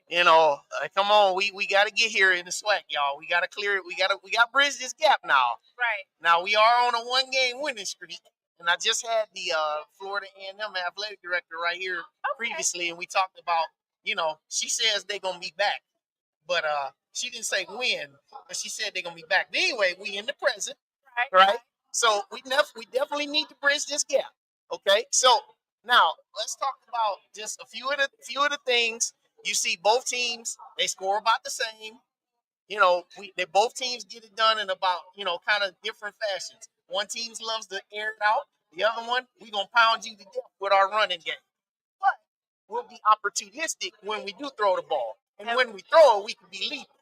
Right. And one thing that you can say is one likes to air out the ball, but also one has one of the leading pass rush defenses in Correct. terms of stopping the pass or putting pressure on the quarterback. Correct. So that's why it's such a great matchup, right? Because you have a team that likes to pass, and then you have Jackson State who likes to prevent the pass. Correct. So you can see pass offense, you can see the splits. Rush offense, you can see the split. 153 on the ground for South Carolina State. That's not really their bread and butter. But then you've got who we just had on. You just saw Irv Mulligan. He was talking. He's part of that 218 yards per game on the ground. And then your pass offense, again, 185. That's opportunistic 185. You guys led the SWAC in touchdown passes. Even though yardage wasn't where some people would say it's off the charts, but leading the SWAC in touchdown passes says when you did throw it, you knew how to draw those plays up. That shout out to TC Taylor. Okay? And then you see the pass defense, rush defense, all that good So stuff. that right there, the rush defense, that's really an eye opener. And tomorrow we're going to see, right? Because South Carolina State is 19 and Jackson State is 20. One of our bread and butters or claim to fame is the ability to move the sticks through rushing. I've only seen Alabama State hold Irv Mulligan to less than 100 yards. Yeah, 22 carries for 58 yards. Yeah, so he's probably the only one. That's probably the only team. But, Marcus Cunningham, Rico Dozier, Traquan Thomas. Correct. So that was probably the only game that I saw where, they held him. And I feel like we're going to see in South Carolina State's rush defense what it says on paper. Correct. Yeah, and they're going to be in the crosshairs. And so a little bit more. So you look at the turnovers forced.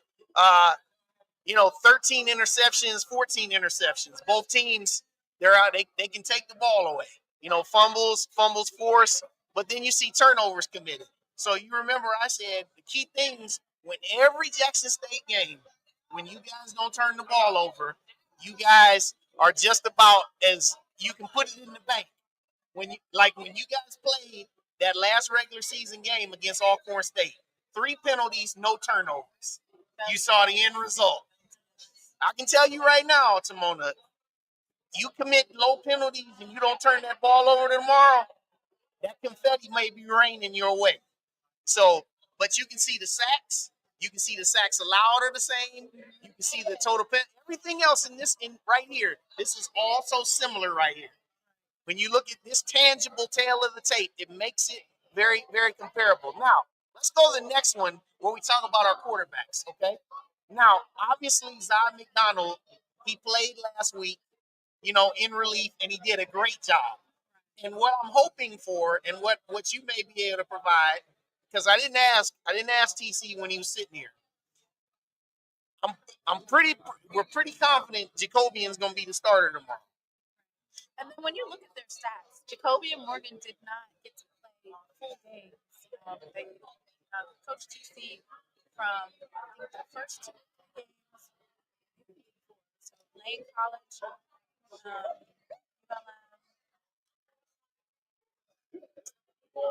Southern.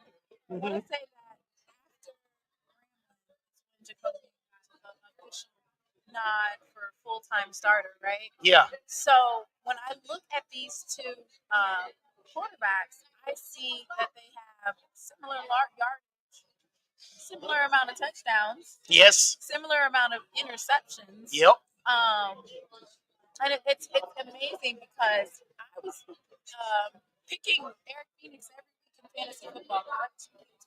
He's going to throw it out. But Jacoby and Morgan is what you call he basically manages the game effectively, right? And he makes, like you said, he makes those passes when he needs to make those passes. And it's time to run. It's time to run. He uses all of the personnel that's on the field. So this is an interesting matchup. South Carolina State has some defensive ends that are scary. Jackson State has a front 7 that I feel like one of the best in the HBCU. Yeah, and we're gonna look at that coming up here. So let's talk about here. These are some of the key guys in the rushing attacks. Okay, now obviously Irv 12-16, 12 TDs. What I like about Travis Terrell is not just, he's more like your Swiss Army knife. You guys can hand it to him, you can throw it to him. He's he jet sweeps, straight handoffs. You guys can do all that. Morgan can be dangerous with his legs also. We saw him go 74 against Texas Southern earlier. I feel like, I didn't ask Coach TC, but I feel like Coach TC was like, yeah, you don't really have to run. You can, but you don't really have to because we have an all-one running back room. Yes. So Jacoby, like you said, he showed that when need be, if I need to take off, I will. But I feel like Coach TC likes it when he sits in the pocket. That makes sense. Yeah. And now on the other side, Eric Phoenix, you've seen that he's a very physical runner. Henceforth, by that highlight play made against North Carolina Central when he ran the guy over on the sidelines. But DeAndre Duhart and KZ Adams is their leading rusher. These guys, again, they don't really run the ball as much as Jackson State does. And so what you'll see in the game tomorrow, if their passing game isn't there, these guys better have it in some capacity. All right, so now let's go to the next one. This is the key right here. Now, I had Esaias Guthrie on earlier, and I led off the live portion of the show today with Robert McDaniel. And I'm looking forward to talking to the other 3 guys, one of the 3 guys on the other side, when we get the South Carolina State players coming up in here. Right. This is the key matchup in here. So talk about this from your perspective with the interviews and all of the insight that you have with your program. So we learned in the SWAC championship that Robert McDaniel can pretty much play any position. He played a position that he wasn't even, he never played before, wasn't used to. They switched up the scheme, and he had 2 interceptions. In one game, he was the defensive MVP for the SWAC championship. Esaias Guthrie, he brings that aggressiveness, the grit, and along with the smack talk, can't forget about that. And K5 turned into K1. Man, K1 has grown tremendously, just even in this season, with his pass breakups and his coverage. Listen, this is only 3 of that no-fly zone. Yeah. I'm betting on the no-fly zone. I know that Eric Phoenix is used to putting it up in the air. These are some great matchups. The receivers are smaller, but they're fast and speedy. I feel like there's some other DBs that or corners, safeties that we are not even looking at. You know, I know that Hawkins, number 25, Yep. is a ball hawk. Yep. And I feel like more than one person will have an impact on these wide receivers. Yeah, I like this. I love this matchup because, you know, Caden High is their he has their most production, but I think their most talented receiver is 6, Justin Smith Brown. Now, any one of these guys can take the top off your defense if you're not careful. Right. And TC, he admitted as such. He said the key thing is when we get in coverage, we got to keep these guys in front of us. Right. Because these guys are fully capable. Again, if they get behind you, you know, They're gonna take it to the house. Right. So the key thing is you got to keep these guys in front of you, and you also got to get physical. And that's something that Robert McDaniel knows how to do. That's something that Hawkins knows how to do, and it's definitely something that Keevert Wiggins and Esaias Guthrie know how to do too. Dayday Bright has that speed too. Yep. So this is a good matchup to watch. All right. Now we flip it the other way. We look at the Jackson State receivers. All right. I had Jonas Fatillian here earlier, and you'll see. You know, I'll get what he had to say in a little bit earlier. But Janalen Dupree is a guy who's been coming on. You know, he necessarily doesn't have like the amount of yards as the other two guys, but he's just as dangerous. Henceforth on that skinny post touchdown against Alabama State. You know, that was the call of the game for TC. You needed that. But then you look on the other side, Diego Addison, ball hawk. He's probably to South Carolina State what Keevrick is to Jackson State. And then also Quantre Harry, he had both of his interceptions in the same game. But he's another physical guy. And then Jared Washington. What I like about Jared Washington is that he will get close to the line, and he's not scared to come up and defend. But your receivers, Isaiah Spencer, and then also I'll throw Gardner in there as well. You know, this is also going to be definitely Gardner, Jamil Gardner. I feel like also just putting in those tight ends.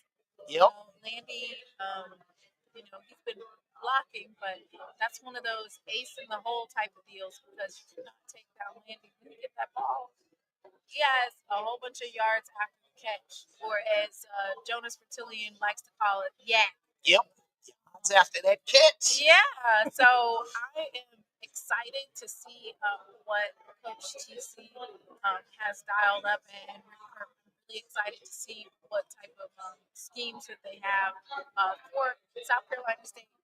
Like you said, we think that Jacobian Morgan is starting, but wow, I'm pretty sure we threw a haymaker at them for Zy McDonald to come in there and tear Southern anew. Yeah. Who is this kid? What is going on? Because they have not prepared. They had no answer for him. And honestly, I think that they would be doing a disservice if they didn't give him some packages in this game, at least to change it up. All right, now let's go to the interior guys. All right, this is where it's at now for and also I talked to TC. We talk about the offensive line.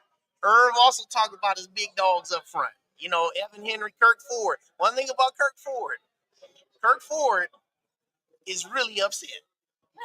He's playing with the chip on the shoulder because he was not named first team all SWAC, and I thought he should have been. Right. And he's carrying that chip into this game. And Towns Blue is a mauler. All these guys, all 5 of these guys on that offensive line, 20 sacks allowed in 13 games is an astounding amount, right? Now, on the other side, Aaron Smith is their best defender. His numbers in terms of sacks aren't there because he sees a lot of extra coverage. Right. But he is their best defender. Now, their best statistical defender is Rashard Hall, 19. Rashard Hall, 19, 11 sacks. Off the edge, very tough. Right. So these guys are going to be nice and challenged by the front. But I like the ability that Jackson State has to not just pass block. They're fully skilled in run blocking because when you have a 1,200-yard rusher, you know how to get it done. Yes, and kudos to Coach Manny Ramirez for developing those offensive linemen. The coach was at Texas Southern, and Texas Southern was notably the #1 in rushing for quite some time with a 1,000-yard rusher, Ladarius Owens, last year. Yes, sir. Yes, ma'am. So I feel like to see him able to convert Jackson's line to be able to get that type of rushing out of Irv Mulligan, amazing for year 1 to year 2 in terms of rushing. Yeah, and now we flip it the other way. Now we've got Reed Pulliam, and then there's the aforementioned Shamar Hawkins. I put him with this group because Shamar Hawkins gets down there in run defense. He spends a lot of time in run defense. Southern knew his name, knew his numbers, backwards and forwards. Joshua Nobles, the dog. Yes. The dog. And I think also that we're getting is Ashton Taylor, number 30. Mm-hmm. He has had some phenomenal, like, changing the trajectory of the game. Mm-hmm. And that's in terms of, like, the Alabama State safety. Yeah. That he compiled. And then he's just had a standout game. So I'm excited to see our defensive tackles, linebackers, and our defensive edges. I'm excited to see it all, to see how it matches up, because South Carolina State's offensive line is supposed to, battle of the trenches. Mm-hmm. We're going to see who comes out victorious. Yeah, and Nick Taste, he was on the last team that won the Celebration Bowl for South Carolina State. He was the MEAC Offensive Lineman of the Year. He's their best offensive lineman. And also, likewise, they only allow 20 sacks as well. Right. So they're going to be really tested. Right. Both offensive lines are going to be tested. If I had to give an edge, though, better offensive line, I would definitely say it would go to Jackson State. Because I always say that when your passing game is not there, you better be sure as hell able to run it. And if you got a good run blocking line, that can travel any day of the year. Right. And Jackson State definitely can do that. Yeah. So, Wild Wayne's pick. So, my pick is, and I'll say this, which team can win without its bread and butter better? So, as we said before at the top, South Carolina State likes to throw it. Jackson State likes to run it. But they can pass it when they called on doing so. And so, with all of those things said, Timona Stapleton, I'm going to look you in your eye. And tell me who you picking. And I'm picking Jackson State to win 24-21 tomorrow.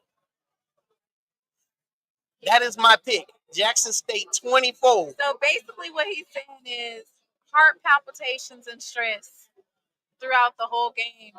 Battle of the trenches. It depends on who makes the mistake first and who capitalizes on it. Yep. I expect a fight. A tiger fight. I expect a 60-minute battle. I think that this game is going to come down into the final few minutes of the game. Both teams are that damn good. And I just think that this is going to be Jackson State's time, because what I also give the edge to Jackson State to is the fact that you've been here 2 times before. You desperately, there is a dying hunger to get this one done. And I don't think that dying hunger can be overridden by South Carolina State's talent. Are they going to show up and play well? Yeah, they are. But I trust Jackson State a little bit more than I do South Carolina State. So my score prediction, listen, Jackson State statistically has outscored opponents 113 or 133 points to 13 in the second half. Yep. Those stats aren't going to just die tomorrow. We're going off of what they've done week in and week out. 13 points in the last 7 to 8 games. That's a lot of games to only let the opposing team score 13 points. Yeah. I think that this particular game is going to start out fast-paced. I definitely think that South Carolina State will try to get Jackson State confused by doing tempo offense, no huddle offense. They'll probably try that the first quarter coming out the gate, just because they have to start the game off fast. One thing that I love about our defensive coordinator Terenzo Quinn is he's great at adjustments. So I feel like he'll adjust to that tempo offense. I think they tried to do that last week with Southern. At the end of the day, it's going to be about matchups and winning your matchups. I feel like Jackson State will win their matchup. I have Jackson State winning 35 and South Carolina State 21. Okay. Yeah. And you see it as a 4-quarter game also, more like the pull away from them. Right. Yeah. I think, and it's funny what Jerome Brooks said. Jerome, you're right. Said if that's the final score, Adamolekun on standby. Probably, I don't know which one was more stressful. I think the FAMU game was more stressful. I think that between FAMU and Alabama State, that FAMU game was stress. Yeah. Drew Thompson coming up the middle, popping that ball up with Phillip Webb going to score. I want to say that I cried. I was in the press box, so I couldn't cheer or anything. But on that particular play, I cried because I was literally holding it all in. So I'm hoping that we have similar game ending that is more dominant of sorts. Yeah, Relieve some of that. The game for me. You said both of those games because those were your two games. That FAMU game, you just watching that game, seeing how it came down to the fourth quarter, you guys were trailing 21-20. And it was just like your defense was making all the plays, but then your offense kept turning the ball over. Oh my God. And then the Alabama State game. That's why I call it the defense. So when Yep. will step up, and then when the defense is kind of slacking. Yeah. One key too, and I'll say this to all the viewers out here watching too. In the previous couple of celebration bowls, the SWAC champion has gotten into an early hole. 2 years ago, it was 10-0 North Carolina Central. Last year, it was 14-0 Howard. So it's important that Jackson State come out and make a statement, or play even. Play even. Just don't get into a hole in the beginning. Now, Timona, I want to ask you too. What are your feelings about the rest factor? Because the players I talked to, they said, Irv said we was ready to suit it up last week. We don't care, just suit it out. We gonna play. So for me, it's like having a bye week, right? Everybody knows a bye week is good for whoever the team is that gets the bye week. They get an advantage because they get to heal their players. I will say this: if Irv says that they was ready, then they ready. I feel like there's some momentum going into this game, and so I feel like the Jackson State Tigers are locked in and ready to handle business and bring back that celebration ball. That's awesome. So this is that official preview, y'all. I definitely wanted to get that in while we were doing the show today, and I'm glad I got to do it with my buddy. And I've had a lot of fun watching this season. It's been a little bit rough in moments. Not everybody played a good brand of football out there in the SWAC now. Everybody didn't play a good brand of football, and also, there's some teams out here. There's some teams out here that's looking for some head coaches. One of them's your team. Yeah, one of them's my team. You look at some of these coaches. The Dawson Odoms, and from the SWAC, he played in the SWAC, coached in the SWAC. Bubba McDowell, Kendrick Wade, obviously our coach Connell Maynard, you know, so, this is one of those type of deals that in 2024 and on beyond. Yeah, it'll be interesting to see if more D2 coaches are going to get a shot at the FCS level. And the reason why I say that is because Coach Chennis was able to basically turn a program around in 1 year. Mm-hmm. And he still has a lot of the same players Mm-hmm. on the roster. Yep. And he was still able to go undefeated in the MEAC this season. So it'll be interesting to see if some more of the Sam Shades of the world will be able to grab one of those FCS spots. I want to say Sean Gibbs. Yep. He was at D2, and he was able to acquire that. Yep. So it's going to be interesting to see the coaching carousel. I would hope that they would name their coach sooner rather than later. It being recruiting time. Well, I'm expecting that my school, will definitely have somebody in place before the end of the year, which only has 17 days left today. Right. So, we're expecting that. What do you think about the swirling about Michael Vick possibly with Norfolk State? I see his degree. She said, I gotta see his degree to believe that. I ain't heard that. That's funny. That's hilarious. Yeah, Sean Gibbs got there. Now let's talk about transfer portal, okay? Now, I had Trey Oliver on earlier from North Carolina Central. And when I asked him about his best running back, Jamari Taylor, he said, the only way I can get him back is I got to pass the offering plate. Yeah, he said that's the day and age. And I asked the legendary coach Buddy Pugh, and he said it's just a sign of the times. Yeah. With regard to offering your players or players products to chase. I do think that the newly regulated 105 players on a team, I think that will probably level it out, right? Mm-hmm. You can't go into the transfer portal. Yeah, and everybody can't be D1 either. Everybody can't be FBS. Everybody can't be on these big rosters that you want to be on. But yeah, this list is going to continue to evolve over the coming days. This initial transfer portal period is going to close on the 28th.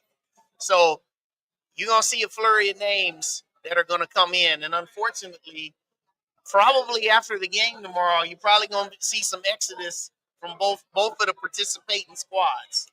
I mean, that's the reality that we're in. Yeah, they have 15 days. Well, 14 days after tomorrow. Pretty much. 2 weeks. Yeah, 2 weeks. 2 weeks. Now, I want to ask you, I'm going to skip ahead one more. I want to ask you about this. This has been my thing. This has been the thing that I've kind of talked about here. I want to talk about retreads and recycles. Well, what does Timona Stapleton think about recycled or retread coaches? I don't think there's anything wrong with retreads. Just because the coaches that want to play in the SWAC are going to accept the salary. They have experience working at some of these programs, so they know what to expect, and they work with less. Mm-hmm. When you try to go make a splash hire for somebody who's not acclimated to the HBCU experience, or maybe even FCS, because if you're at the D2 level, you're definitely working with less. If you're from a community college range, you definitely know about making stuff happen, working with less. Mm-hmm. But trying to make these splash hires, it doesn't improve the longevity of the program. I don't think there's anything wrong with retreads. I do think that folks have to be also kind of like cognizant of the times that we're in. You have to have things in place in order for your basketball team to succeed. They're not just going to do that. You're right. You're absolutely right. That's very well said. Where I've kind of felt about the retread and recycle coaches, I've kind of just felt like, in some respects, we need to, in our space, we need to have more of fresh views, more innovation, because football and also just college athletics as a whole is more of a business now. I mean, as much as we don't want it to be a business, it's a business. It's no longer just an amateur thing. It's no longer, you come and I mean, now it's parents are asking straight up, how much you giving my baby to play for your team? Table now they're asking, but I also think that sometimes these parents be overpricing their kids. And Hey, come on. Come on. don't be out here asking for NIL money and go over here doing piggy bank plays. Exactly. And look, everybody can't be a superstar. And we'll say this. With coaching, yeah, I never would want to get into coaching. I never wanted to get into coaching before. I definitely don't want to do it now. I pray for all y'all. So one thing that we're gonna have coming up, we're leading up here to the 3:00 hour, 3:00 Eastern hour here. We're looking, Franklin. You said got to have a strong collective if you want to have some strong talent. You 100% correct about that. Yeah, and we'll talk about collective. We'll finish this segment on the collective. But I just want to tell everybody we're waiting. We're coming up on the 3:00 hour. We're scheduled to have the South Carolina State contingent, Chennis Berry and players. They're going to come in. We're leading up to those interviews, and then that'll close out our Radio Row Day. Now going back to collective, what are some of the collectives? I know you guys have the 1400 Club that does some fundraising, but what other collectives do you know of that Jackson State is trying to work on? So the Blue Bengal it's not a collective, but they do a lot to support athletics in terms of funding for different projects or different things that athletics needs. For us, I think HBCUs especially, it's nice to have an NIL collective, but to go along with the NIL collective or to kind of subsidize it, having a strong fan base that supports them, showing that you care about the students, being support at the games. It's not always just about the monetary dollar, and I also think it's the type of kids that you target, right? Correct. So, Coach TC and Coach O have developed a recruiting mechanism where they get a grassroots of Mississippi that seen Jackson State or are from the state of Mississippi and want to play close to home. Mm-hmm. And it resonates with them to hear, I'm from Mississippi. That's what Coach O said. I'm from Jackson, Mississippi, and Coach TC is from Macomb, Mississippi. So getting that homegrown talent, of course, the talent is actually, we're being competitive with the ULM, UNLV, and all those southern lower tier FBS, USM. We are competitive with all of those. Yeah. And then just utilizing the coaching tree. Coach Jamancy Jones, who was a defensive coordinator at Louisville, Mississippi, at the Louisville High School. And he is able to basically, you got players that are reaching back out to him like, hey, coach, I want to come play with you. Yeah. Played underneath him, and they were all out dogs. So it'll be interesting to see how HBCUs evolve over time with the collective and also with the 105 roster. Correct. Absolutely.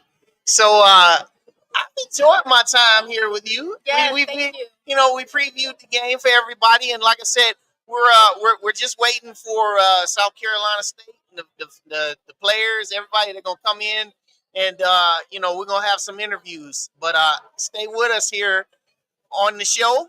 We got more to come. Thank you for having me.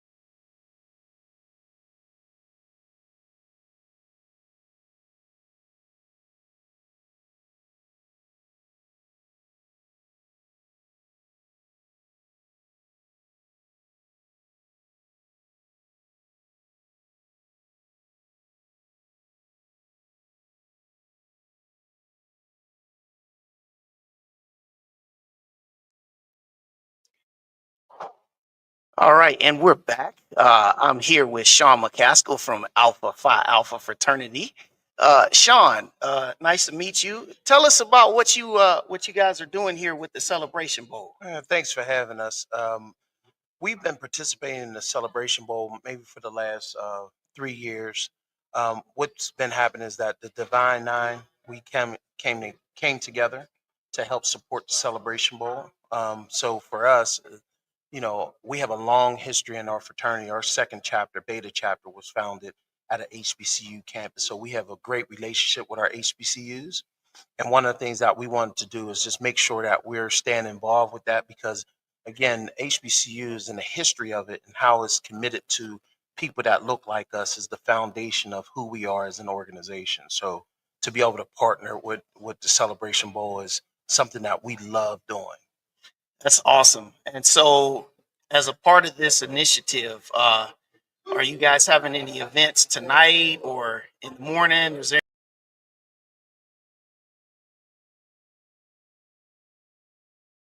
affiliated with the fraternity? No, not exactly for the fraternity, but for the D9 as a collective. Okay. One of the things that the council of presidents with the the NPHC, one of the things that they've been doing is doing a lot more joint collaboration efforts. So everything that we've been doing has been about the Divine Nine and not just one organization. Correct. You know what I mean? Yes. Correct. That's awesome. And so, so is this with this initiative? Is this something that you're looking to also, do like some recruitment? Is it any kind of career opportunities for people or young students or just anybody of the sort? Well, the one thing about Alpha is that we have a long-standing relationships with our communities across. We're an international organization, Right. So the recruiting aspect is that no, we don't just gonna go out and just start pointing and start trying to recruit. Again, we go out, put in the work, and and then hope that that example will inspire someone else to want to become a member of the greatest fraternity in the world. You know what I mean? So for us, our work is always going to speak for us. Yeah. So you said the work is just it's ongoing. It's always an It ongoing don't stop. vineyard. It Never don't stop. stops. It never stops. All right. It never stops. Every day that I wake up, I'm blessed to be the executive director of Alpha Phi Alpha Fraternity Incorporated. There's a way that we move, and the way that we move is going to attract people to our organization. You know what I mean? Yeah. So in terms of the organization as a whole, do you know right off top of hand how many members you add each year to the fraternity? How many we add each year to the fraternity? Uh-huh. That can vary. That can vary. You know what I mean? So, we have both alumni and college brothers, what I mean, that would come through the organization. So throughout the year, we probably average between maybe about 4,000 to 5,000 new members, into our organization. And And it's a selective, so it could be more, but everybody's not meant to be an alpha. What I mean? So we're okay with that. There's other D9 organizations, fraternities out there. So again, we have, people that's going to be attracted to us, and just like they have people that's attracted to them. You know what I mean? So we believe in sharing. Again. So you remember that you understand the history. We were the first, organization that was established in 1906.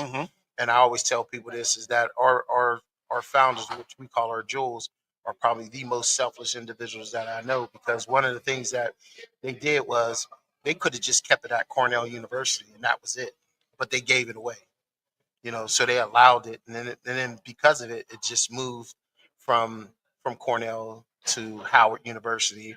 And then if you look at the majority of D9 organization, they were founded at Howard University. You know what I mean? So again, alphas were there first, and then the presidents, then spawned on other organizations establishing themselves. So we believe in sharing. Yeah. We don't want it all. Yeah. So about this evolution and all of the transformation that continues to take place, what would you say to any person that's watching this or could watch this that could potentially be on the fence about whether they want to join Alpha Phi Alpha? Well, I'm not a salesman for Alpha. I can't. I refuse to be a salesman for Alpha. I'm just going to go in. We're going to put the work in. That's what we do. That's the passion that we do. It's the selfless dedication to our beloved Alpha Phi Alpha Fraternity Incorporated. And then for us at the headquarters, we've been really been focusing on our members. Because one of the things, if you look in our society, what are we looking for? We're looking for new leaders. That's what we do. We develop leaders. So what we've been doing is we've been really going back and being intentional about developing our members to go out and lead our society. We know it just happened in November. So what we're going to do, we're not going to sit back and complain. It's time for us to even work even harder to establish more leaders. So like now, once we establish those leaders, now we go out and then we go and take over in Congress. We have, probably out of all the organizations, we have the most members of Congress. They're alphas. You know what I mean? So we want more. We want them all. You know what I mean? So if you want to get in, if you want to be a leader, or you want to be developed, that's Alpha Phi Alpha all day, every day. Hear that? If you want to be a leader, Sean McCaskill is telling you. He's not trying to be a salesman. No, but he he's can't sell.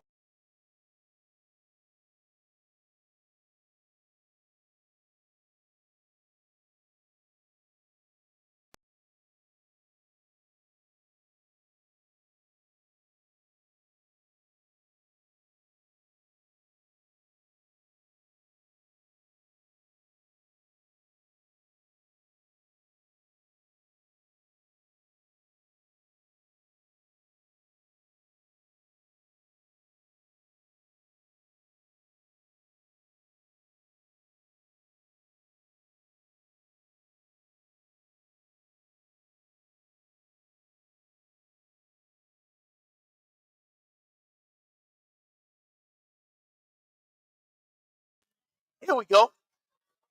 Sorry about that, y'all. I had the mute button on. All right. Y'all just missed the best intro. All right. You had it on mute. I am pleased to be here, be joined by the CEO of Red Lobster. Mr. Damola got the fresh new smell on the position, and Red Lobster. So title sponsor of the band competition. Yep. That's going down, man. It's tonight. Band of the year tonight. Yeah. We'll be the title sponsors, and we're excited to be here. Yeah, man. So I want to start off though first because they told me you played football at Brown, man. I did. Yeah, that's right. Yeah. So we were okay at football, but the band wouldn't quite measure up to what we're going to do tonight. There's some real talent here tonight. But I played at Brown back in the day. He said it ain't the same. It ain't the same. It's not the same. Everybody does their best, but there's some talent out here tonight for sure. Yeah. For sure. All right, so taking over Red Lobster, man, being in the position that you're in now, what are some of the initial things that you've been working on in your first early portion of your tenure? Yeah, listen, it comes down to two things: our guests and our teams, right? So finding ways to create new reasons for people to come visit our restaurants. We rolled out a new menu, a bunch of new items. We rolled out some new specials and a happy hour, right? So we came in right away, said, what can we do? Did a lot of that right off the bat. At the same time, we're looking at our teams. Because you know how you take care of your guests? Is by taking care of your team members who take care of your guests. Yes. So we're spending a lot of time investing in our people, investing in wages, investing in benefits, making sure that they feel heard, that they have a clear plan, a clear direction. So a lot of team management and a lot of guest management, and that's been the focus for my first couple of months. Awesome. Now, in terms of just like the food in the menu, so talk about what led to a few of the menu changes. Okay. You want to tell me what you're hinting at? Or? The endless, I figured. endless shrimp. Yeah, listen, it didn't work out the way it was done. The decision to take it off was, I call it doing math, right? The math didn't work out.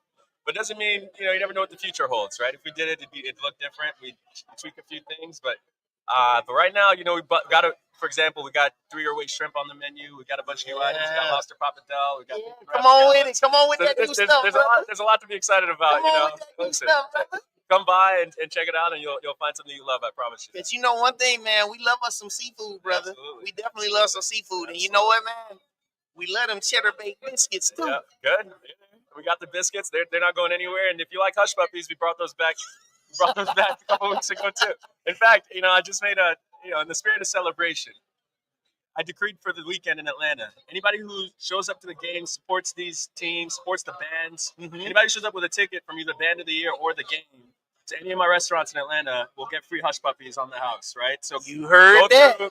We'll get free hush puppies with your purchase at any Red Lobster for the weekend to celebrate you guys and to celebrate the fans. Hey, that's what's up. Now, with the event tonight, the band of the year. Yeah. What are you looking to? What are you hoping that this sponsorship? Where do you see this partnership going? You see it just sprouting out even larger? Do you see it going even more main scale, like just like more competitions, or how do you see that? Well, it's more than a partnership for one event. It's reconnecting with the community. There it is. Right? Because there it is.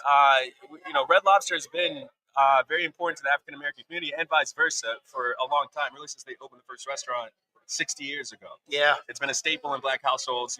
We know that, right? So this is about being more explicit with that relationship and supporting the community that's supported us for a long time. Right? Yeah. Shining a spotlight on HBCUs, shining a spotlight on the talent and what people are achieving, the excellence that's out there on the field and on the bands. Yeah. And so this is just the beginning of that, right? So which sponsorships, we'll figure all that out, but we'll be part of the community. We'll be part of the conversation. Awesome. Sure. Now, obviously, you're going to be here for the game tomorrow as well. Yep.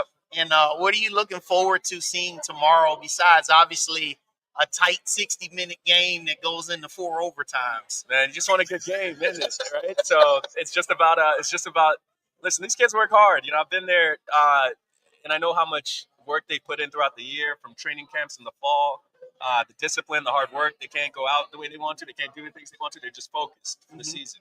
And so I know these kids have been working hard. Yeah, so man. This is the pinnacle for the year. This is the highlight. This is the celebration. So it's about the kids. It's about showing them, showing what they've worked hard for and coming out here and trying to get a win, right? So it's all about them. Love that, man. Yeah. So what's next for Damola? I mean, now that you've done some of the initials with Red Lobster, I mean, what else is next for Damola? Like, what does Damola like to do when he's not in an office? Running restaurants, I try to spend as little time in the office as possible. So I'm in the restaurants as much as I can. And people ask me what I do for fun. Right now, I run restaurants for fun. Right? This is pretty much my focus. Right, getting this brand back to where it belongs. You can tell I'm a big sports fan, so I'll go to games. I'll do some fun things, but it's it's all about Red Lobster right now. It's all about bringing it back to the top, making this the great iconic brand that it once was, and that's what I'm going to be working on. Well, we all are privileged to have been able to see you here. Good. Spend some time with us, man. Good. I know you're a busy man. I know you got to get going, but Damola, thank you. Yeah. Pleasure to meet you. Likewise. Hey, y'all, take this man up on this offer, man. See you guys at the restaurant. I'll see y'all there. All Absolutely. right. All right. So we'll see you. All right, and we'll be back here. We got John Grant, the executive director of the Bowl, coming up next. Cool. All right.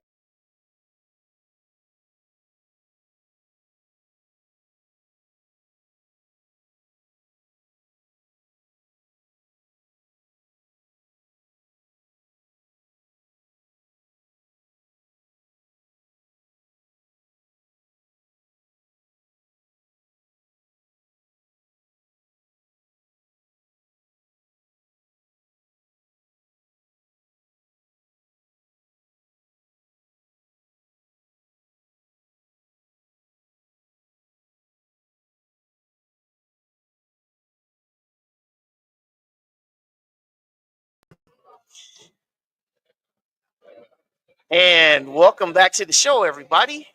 I am pleased to be joined by the executive director of the Celebration Bowl, Mr. John Grant. How are you? I am fantastic, Wayne. Thank you for having me today. Hey, it is our pleasure to have you on this platform. And as part of being on this platform, I have to just go right into this. All right. Take me back and take us all back to the origins when this bowl and this game was conceived. Well, it was started. The idea of it some time ago. when we initially launched the Cricket MEAC SWAC Challenge, ESPN, the Mid-Eastern Athletic Conference, and the Southwest Athletic Conference back in 2005. And the idea of that game was to give players, the champions, a bowl experience to start the new season. And from that, Commissioner Dennis Thomas, again working with ESPN, said, "Hey, we should have a bowl game." But it took him like literally 10 years to get his end of season bowl game. It took him more than 10 years to get the presidents of the MEAC to agree to it because they wanted to send them and coaches primarily wanted to go to the NCAA playoffs. And, in late 2014, there was an agreement reached that was presented to the Council of Presidents for the MEAC, and they approved it. So the SWAC wasn't an issue because they had their own championship game. Correct. And we're not going to the playoffs. They're champions. And so from there, then the process began, and some calls were made because they wanted to do it in Atlanta, and they reached out to me to have conversations around that. And, as we went through the discussions, it was like, hey, why don't you come and help, be a part of this? And that's how I got involved to really get it going. Yes. Because that was in 2015. Wow. Now, the name, the Celebration Bowl, were there any other ESPN events when the idea was conceived and finalized was, what do we call it? And there was a brainstorming session around that. And, Mark Wright, who was on the team at the time, came up then. He said, well, what is this? It's a celebration of, the heritage and tradition. So let's just call it Celebration Bowl, and that stuck. And you can see that. I think that was probably one of the most brilliant things in terms of naming this game, because it can mean so many different things. Right. You're celebrating the champions in football. You're celebrating the history and legacy of our institution. You're celebrating because of the time of the event, going into the holidays, which is a celebration window. Oh yeah. So you're in between Thanksgiving, which is a celebration of family, and Christmas, which is a celebration of the birth of Christ and giving and supporting. Look, it can't be any better than that. Yeah, I feel that. And, I've been watching the game every single year. Now, the MEAC leads this thing 6-2. With the MEAC, like, just from your stance, like, what do you think has kind of really led to the MEAC winning and having the upper hand in this series? I think that it's maybe the type of football that each conference plays, because the games have all been close. Yeah, I mean, they come down to the wire. Last in 2023 was an overtime game with with Jackson State and North Carolina Central with a drop pass. Yeah, and so the game. So last year was a drop pass or an interception with Howard in the last minutes of the game. Yeah. So that was close. I mean, if you go back and look through the history, the games have literally gone down to the wire. Yes. And that's what championship football is about. So, the ball bounces this way or that way. And I think that when some people want to say, well, because the MEAC has more time. I don't agree with that. Right. Because if that were the case, then they'd all be blowouts. Right. And that's not the case. I think it just comes down to, and Florida A&M just proved that last year with their win. I think we're going to have a really great game this year. And so you show up to play the game. Yeah. And as a result, coaching, playing, X and O's in execution, that's what makes a difference. Yeah. And so now you're in your 9th year. Tomorrow's the 9th edition. So with next year being the 10th edition, where do you see the evolution of this game? What are some of the potential opportunities that you think could even make this game even more? Where would Mr. Grant love to see this game eventually ascend to? Super Bowl-esque. So when you think about Super Bowl Sunday, what do you generally do on Super Bowl Sunday? Oh, we party, man, and everybody gathers around, and that's the only thing you do. So that's what we want. We want nothing less than that, because not everyone can come, but everyone has an opportunity to win. People coming together. You know, you go to Super Bowl parties. How much of the game do you really watch? Oh, no, I watched the whole thing. A lot of your friends, but a lot of the friends, they just there. But what the NFL has done such a fantastic job with over the 55 plus years that they've been doing this is that they've created fandom around for the Super Bowl. It doesn't matter who's playing. Mm-hmm. You know, and that's what I say to people, because our history has been in the HBC space. Well, if my team's not in it, I'm not really wanting to go. Mm-hmm. But my retort to that is, well, if I walked up to you and said, hey, I have 2 tickets to the Super Bowl, are you going to ask me who's playing? Nope. You're going to take them and go, I'm there. So what creates that, Wayne, in my conversations with teams, my conversation with the league, what makes the Super Bowl is not. It's what happens leading up to it. Because once you kick off, it's a football game. Mm-hmm. So just like we're here today at Media Row, mm-hmm. This was an idea that came out of what happens around the Super Bowl. Absolutely. And it gives our media like you and others that are here today an opportunity to really amplify what goes on around this weekend. And the more we amplify it, the more then people are wanting to be a part of what it is, whether they're watching it, which is important. Yes, sir. Or they come, which is also important. Yes, sir. So also with the title sponsor, Cricket Wireless, you know, they had announced last year that they had re-upped, right? So talk about just that relationship with Cricket Wireless and how they are with the game and just the events. Well, you can't get a better partner than Cricket for us. An Atlanta-based company mm-hmm. Who has a commitment in this space, who actually come to the table, you know, all in. Yes, sir. You know, they see the value in the asset, what this asset can deliver as an ROI back to their business, and they're seeing those numbers as well too. Mm-hmm. So this is something that, in a mutual way, that has been beneficial to both sides, and we appreciate that relationship. And it's the same thing that we're excited when we announced that Red Lobster signed on as the title sponsor of our Band of the Year National Championship. Yes. Taking place tonight. Yes. And that's the thing I love about this whole experience. It's an experience.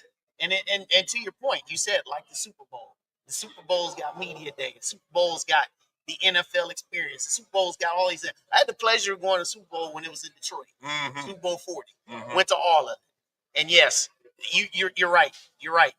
So I'll get you out of here on this one. All right. We talked about the evolution. We talked about the way it goes. For anybody that's never been to the Celebration Bowl, could potentially be thinking, should they come to a Celebration Bowl? From the executive director, give a quick marketing pitch for this game. If you come once, I assure you will not miss another. We have fans, people who are not affiliated with any school, who come to this game. Mm-hmm. You know, when you look at our makeup, probably about 57% of the people who come have no affiliation with either school or even the conference. You know, they're here because it is an experience. They're here because, Atlanta's a great city to visit. Number two, they're here because we're in one of the greatest venues in the world. Yes, sir. Mercedes-Benz Stadium, yes, which sir. also gives experiential with itself. Everyone wants to be around a championship level event. And so our objective is to make sure we have a three-pronged mission for this event. Number one, that we create a world-class, second-to-none experience for the student athletes. Mm-hmm. Because it's hard to get here, and it should be hard to get here. Absolutely. But when you get here, we want them to feel that what being a champion feels like. Number two, we want a world-class, second-to-none experience for the fans who decide to come. Mm-hmm. That when they come to this event, when they come to this weekend, it's not like any other weekend that they go to, regardless of the event. It's different. And every event has its own.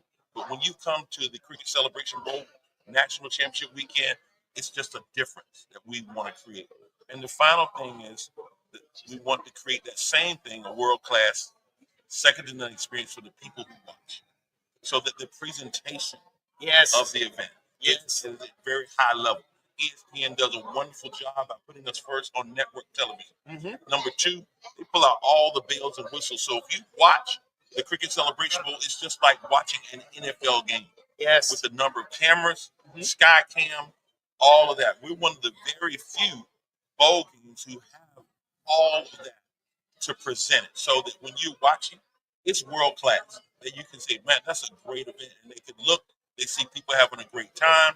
They see the energy that's involved. And they're learning when they see our HBCUs, they see our Greek letter organizations. They see all these people wearing their paraphernalia who have nothing to do with the teams on the field. That is our mission. That's our objective. And I want to, Wayne, I want to thank you guys. Yeah.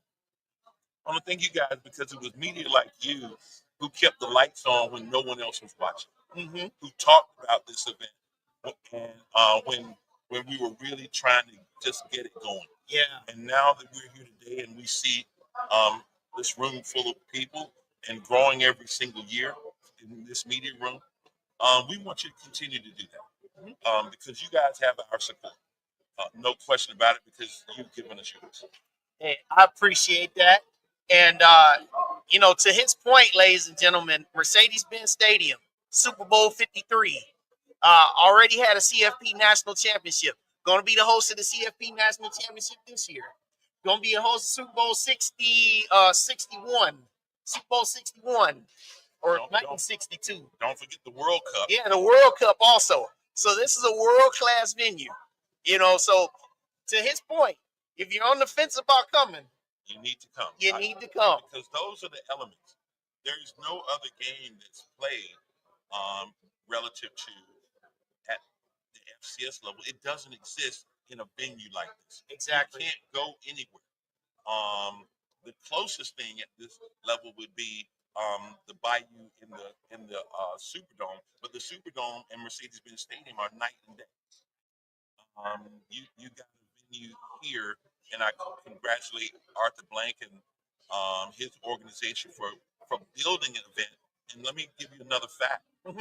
Mercedes-Benz Stadium is the number one venue in terms of the number of major events that are hosted in that venue in the world. Wow. In the world. Wow.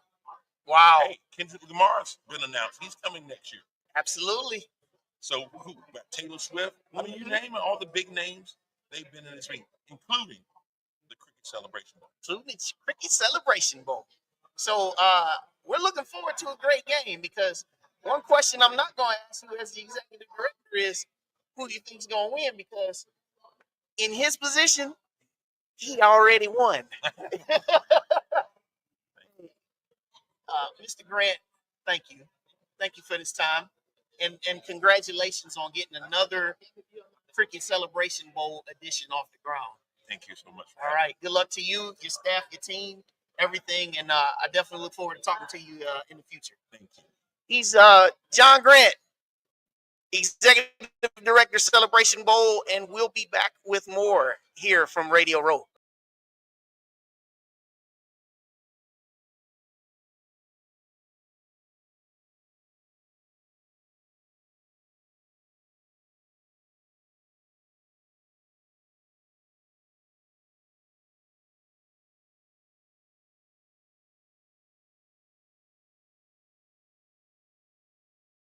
Can you hear me? Good. Yep. All right, we are back, and I am joined by Pete Derzis, who is one of the founding fathers of the Celebration Bowl and former ESPN executive, and he also is one of the architects of not just the Celebration Bowl, but he was inducted into the Celebration Bowl Hall of Fame. Good things happen once in a while, Wayne. It was a wonderful night. It was a very humbling experience. I'm most appreciative. As you know, it takes a team effort, and I was fortunate to have wonderful team of people at ESPN when we helped create it, and great relationships with the two conference commissioners. And one thing led to another, and we decided to create the Celebration Bowl, and we got the two conference champions. So it's the Black National Championship game. And then we got the right city, we got the right stadium, we got the right hotel, we got the right title sponsor, and it's really come together very neat, very nicely. And I love this segue because we went from the executive director of the game, John Grant, and now we're here with you, Pete. And just kind of, John's a dear friend. So I asked Pete. I asked John about just the origins and everything that went into it. Yep. And he talked about it. What I want to ask you though is, being an executive, what were some of the potential hurdles you saw from the broadcast aspect of this, getting this off the ground? Well, let me go back a little bit and answer that in a broader way, if I may. Right? Do it. We now I'm going to go back. This Celebration Bowl is 9 years, going to be 10 next year. All right, 9 years old. But the real story behind it all is what happened 23 years ago, when I met with Commissioner Vowles of the SWAC at the time, Commissioner Thomas of the MEAC at the time, and what we did at that point was created the MEAC SWAC Challenge, and ultimately what we at ESPN recognized is that the HBCUs were being underserved. We didn't have enough content, and we were everything to everybody, but we didn't have enough content in HBCUs. So we wanted to create something special to kick off the year, and that's really how this all originated. So you fast forward now to the Celebration Bowl. Here we had this really quality event. We tied the event. We had contracts now with both of the conferences, so we aired and streamed, linearly and streamed as well, content. And then what we did is Commissioner Thomas kept saying, it'd be great if we could have a bowl game, great if we have, a bookend. We did something on the beginning of the year with the MEAC SWAC and do something on the end of the year. And so one thing led to another, and it's come together great. And John's done a great job of, being the right person at the right time to bring it all together. So he's done a remarkable job of building the business in Atlanta. Yeah, and I love that. And, one of the big things that a lot of the viewers that have wanted to know a lot about some of the origins, but also what about the future? Well, it's in good hands. Atlanta's proven to be the right location for it. My guess is, John continues to add elements to it. They've added for instance, you don't have, Battle of the Bands. They do different things for players here. The fans come from all over. It's not just, like I asked you about your logo from the angle. I couldn't see what you were wearing today. But I do know this much. Tomorrow when I go to that stadium, there'll be 25 different schools represented. Yeah. And so fans are coming from everywhere. And to see their friends, their fraternity brothers, sorority sisters, it's a family affair. And so I think things are really positioned well for the future. That's phenomenal. And we know I talked to John about like the title sponsors. I know you've had Air Force Reserve in the past. Sure. Now you have Cricket. Cricket's been a great partner. Yeah, absolutely. And other sponsors have come on board and see value in it. I mean, it's really become an event in which everybody can take something out of and put something in, and that's been the win-win for it all. So been thrilled with the success of it, seeing how it's grown so remarkably well. It's been wonderful. Now, I guess I'll get you out of here on this, Pete. Yes.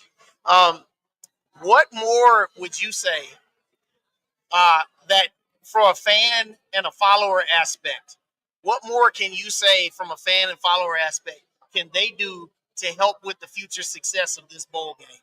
Well, and also with the MEAC SWAC Challenge also. I think attending it is very important. We got to continue to have great venue, filling the venue, getting people in the building, regardless if your team makes it or not. Right. But I do think, in addition to that, supporting your school, going to those games. These schools traditionally have a real challenge financially.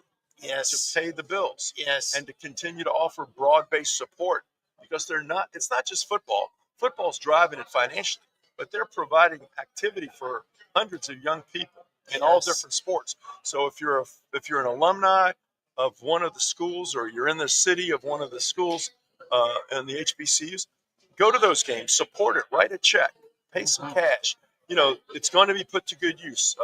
So that would be my recommendation for people on how you support the enterprise. I love that.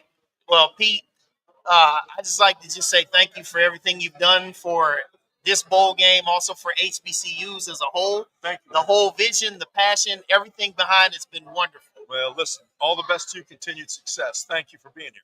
Thank you. Take care now. All right. Thank you. Pete Derzis, everybody. And we've got some and as we continue to work, towards the end of our set here today, we've got our players from South Carolina State have entered the building, and we've got guys that are ready to come and sit down, and we're going to do some more interviews here. We've got some position coaches. We've got Coach Chennis Berry's in the house here. I can see a few of I see Nick Taste over there, offensive lineman of the year in the MEAC. He's over there. So we got some people that are getting ready to come through, and we're going to finish up here in the last half an hour of our show with a lot of South Carolina State content. South Carolina State Bulldogs all the time. They are the MEAC champions. They come into this game with a 9-2 record, and with their record, you can see a little bit of their updated. Here's the schedule that they had. They started off the season with a 22-18 loss down there in Tallahassee on August 31st. But then you saw things started to turn. They went and they won at the Citadel. They got a payment game there against Georgia Southern, but then they stomped out North Carolina A&T 45-25. But the most important wins that they had, the two that you'll see, Tennessee Tech on October 5th, 22-20, winning on the road, but also that Halloween night, that extravaganza with that win 24-21 over North Carolina Central. That game was a very physical fist fight, 60-minute fight. And we had Trei Oliver on a little bit earlier from North Carolina Central. He talked about how that game was. And this is essentially how these guys have made their way down here to Atlanta for the second time in 4 years, looking to return back to the top of the throne as Celebration Bowl champions. We've got a lot of things that we're going to do, and they're bringing a couple players, bringing our first player over right now. So, come on, bring them. Yeah, so they're bringing them. They're bringing them over.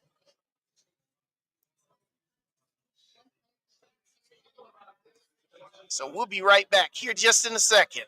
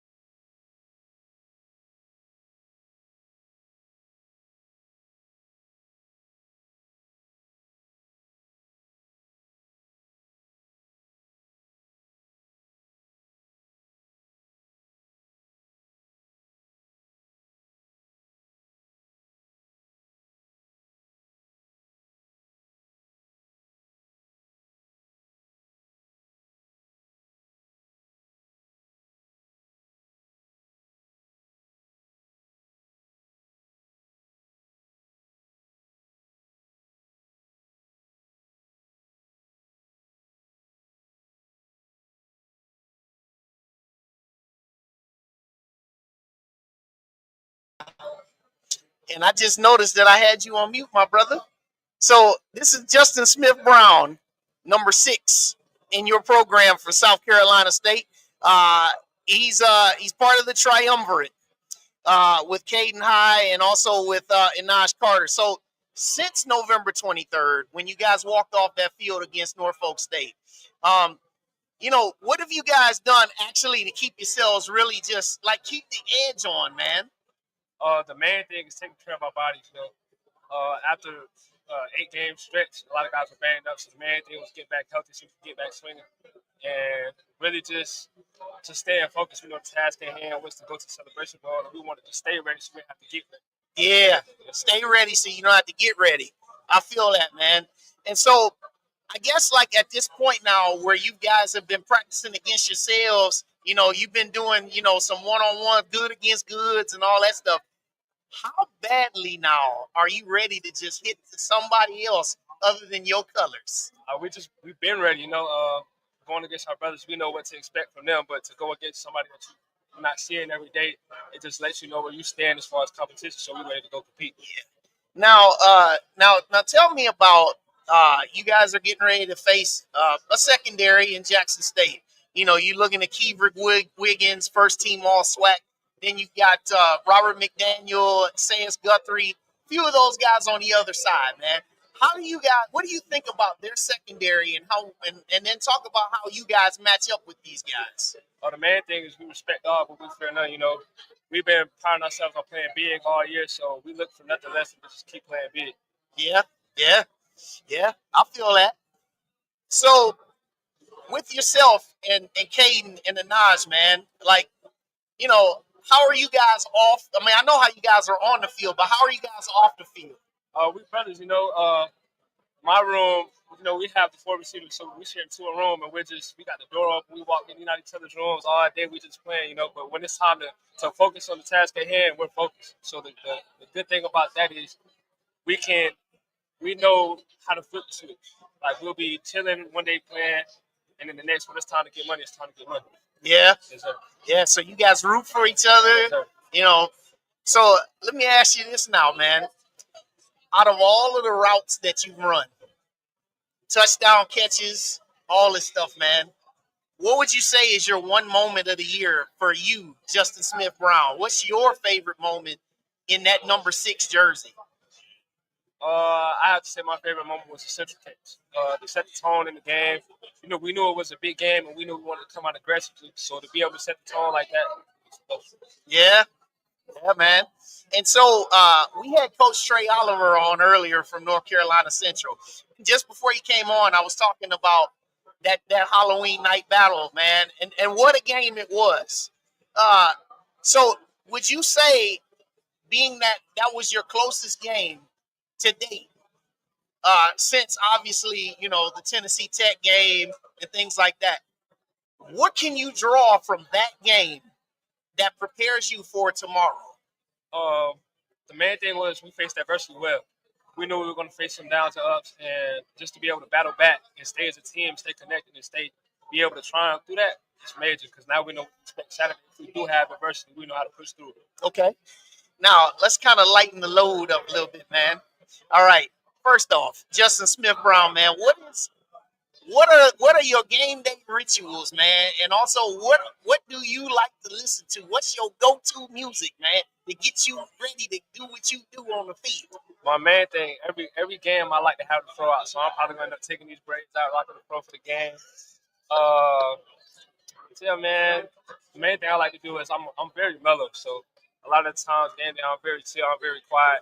But towards kickoff, I start to amp up a little bit. So I like to, we call it a warrior music. So it's more so not being too high, too low, but just finding that little, how do I say it, that little edge to keep you not too high, too low.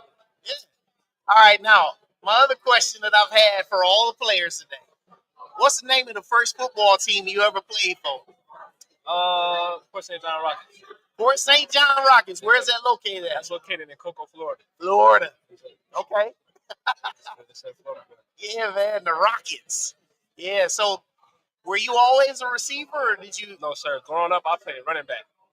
So that's kind of where I would like to say I got my vision from, just being able to cut off people, move off people. I played running back all the way through my freshman year, and then that's kind of where I started to transition. Okay. So what were the emotions like, man, when you first walked in Mercedes-Benz Stadium and walked on that turf, man? Man, it's a beautiful stadium, just knowing that all the stuff that we did coming into fruition to get here, it's a blessing. So I wouldn't say I wouldn't say that I'm amped up because it's not. It's a big game because it's the next game. We knew what it was when we came, Mm-hmm. and so we just treated it as the next game.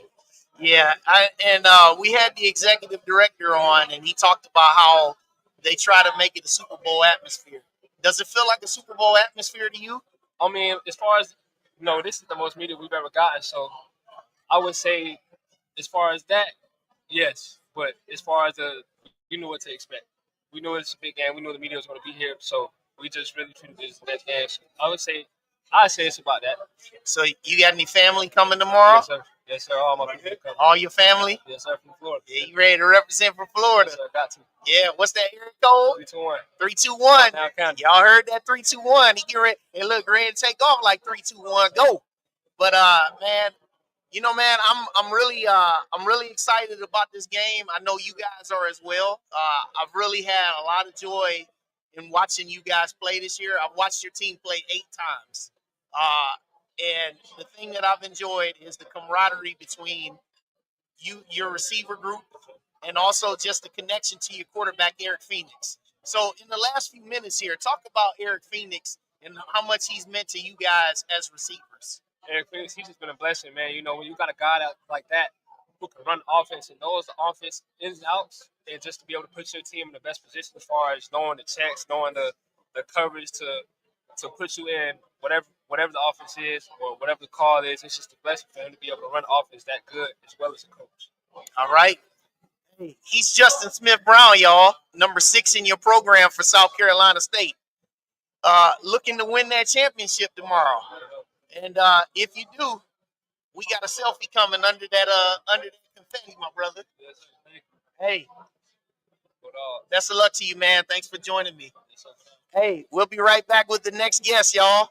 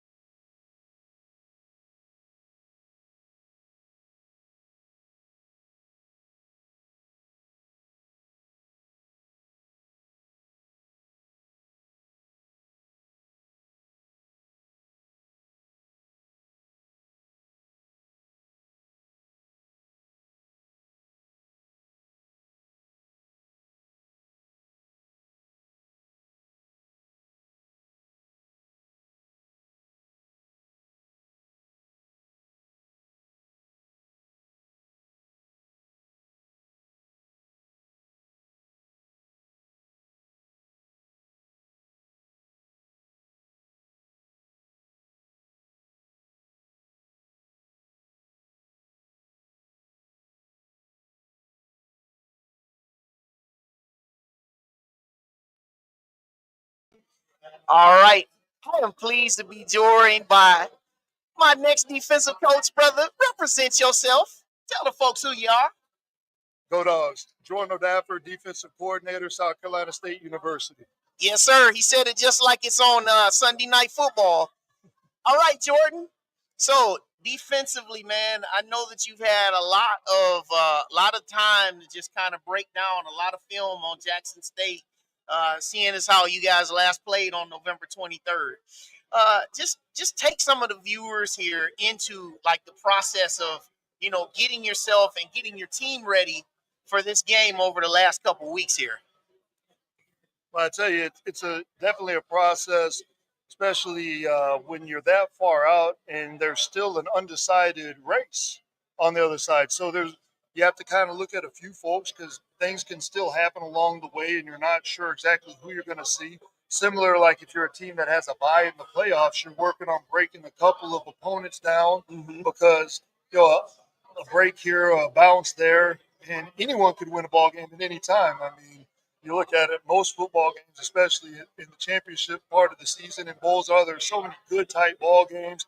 And even when people like, Jackson State had played Southern in the regular season, but it's hard to beat somebody twice. And there is no transitive property in football because if there was, then how do you equate games like Jackson beating Southern and Southern beating Grambling and then Grambling beating Jackson? I mean, that's the way it goes. Right, So you have a lot of things to figure out with it.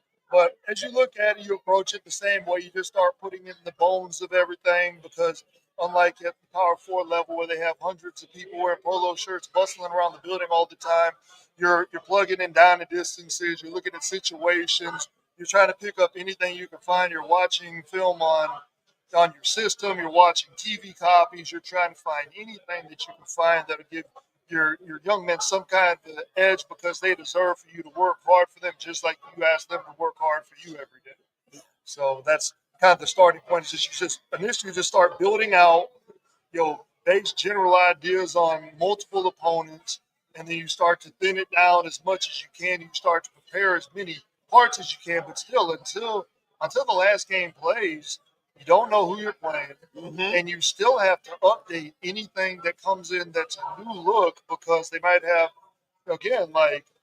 It could be a change in personnel. It could be an injury, and then if they're very different because of said injury, then you're looking at a whole new opponent basically, and all the math and work and things you did on the back end going out the window. Then, yeah. So let's talk a little bit about the players. Okay. Now I know about about some of the guys. Literally, no pun intended. The dogs on your side. The Jalen Broughtons, the Aaron Smiths, you've got Quantrey Harry, Diego Addison. You've got some of these dogs, man. Rashard Hall. You know what I'm saying? You've got some guys. Now, with your guys, now talking about what's on the other side with Jackson State on offense. You got a 1,200-yard rusher in Irv Mulligan. You got a few receivers. You got a nice physical offensive line. So what are your thoughts about Jackson State's offense from what you've seen and how you feel? And how do you think your defense, what do you think are some of the keys to controlling their offense tomorrow? So, great question. When you look at it, teams don't win 11 football games and don't score 40 points almost per game if they don't have ball players in all three phases of the game. Obviously, they do a lot of really good things, or else they wouldn't be here. So when you talk about it, obviously an offense with a bell cow back like Irv Mulligan, the kid's a really talented football player. Let me stop. The young man is a very talented football player, and they have other backs that can spell them. Like their freshman back, number 0, who's a talented ball carrier as well. Yeah, Travis Terrell. He does a great job. He's a return ace as well. So obviously he helps them to have shorter fields by getting good returns for them. They have speedy little slot receivers. They have length on the perimeter. They have tight ends that have ball skills. Like you said, they have big offensive linemen. They're huge up front. Large humans. But when you look at it, you just have to keep on looking at things that you can try to gain an advantage on, whether it's a schematic advantage, whether it's a matchup advantage, whether it's finding any small flaws that you can pick at and just find just that Achilles heel if you can find it. That's what you're looking for. But the simple answer for us that we often focus on is winning our 4 key concept and 4 key battles every single week. And it starts off with playing with amazing winning effort. Yes. If you're able to out-effort people, you're going to have a great opportunity at winning a football game because out-hustling, out-hitting, and never quitting is always very important.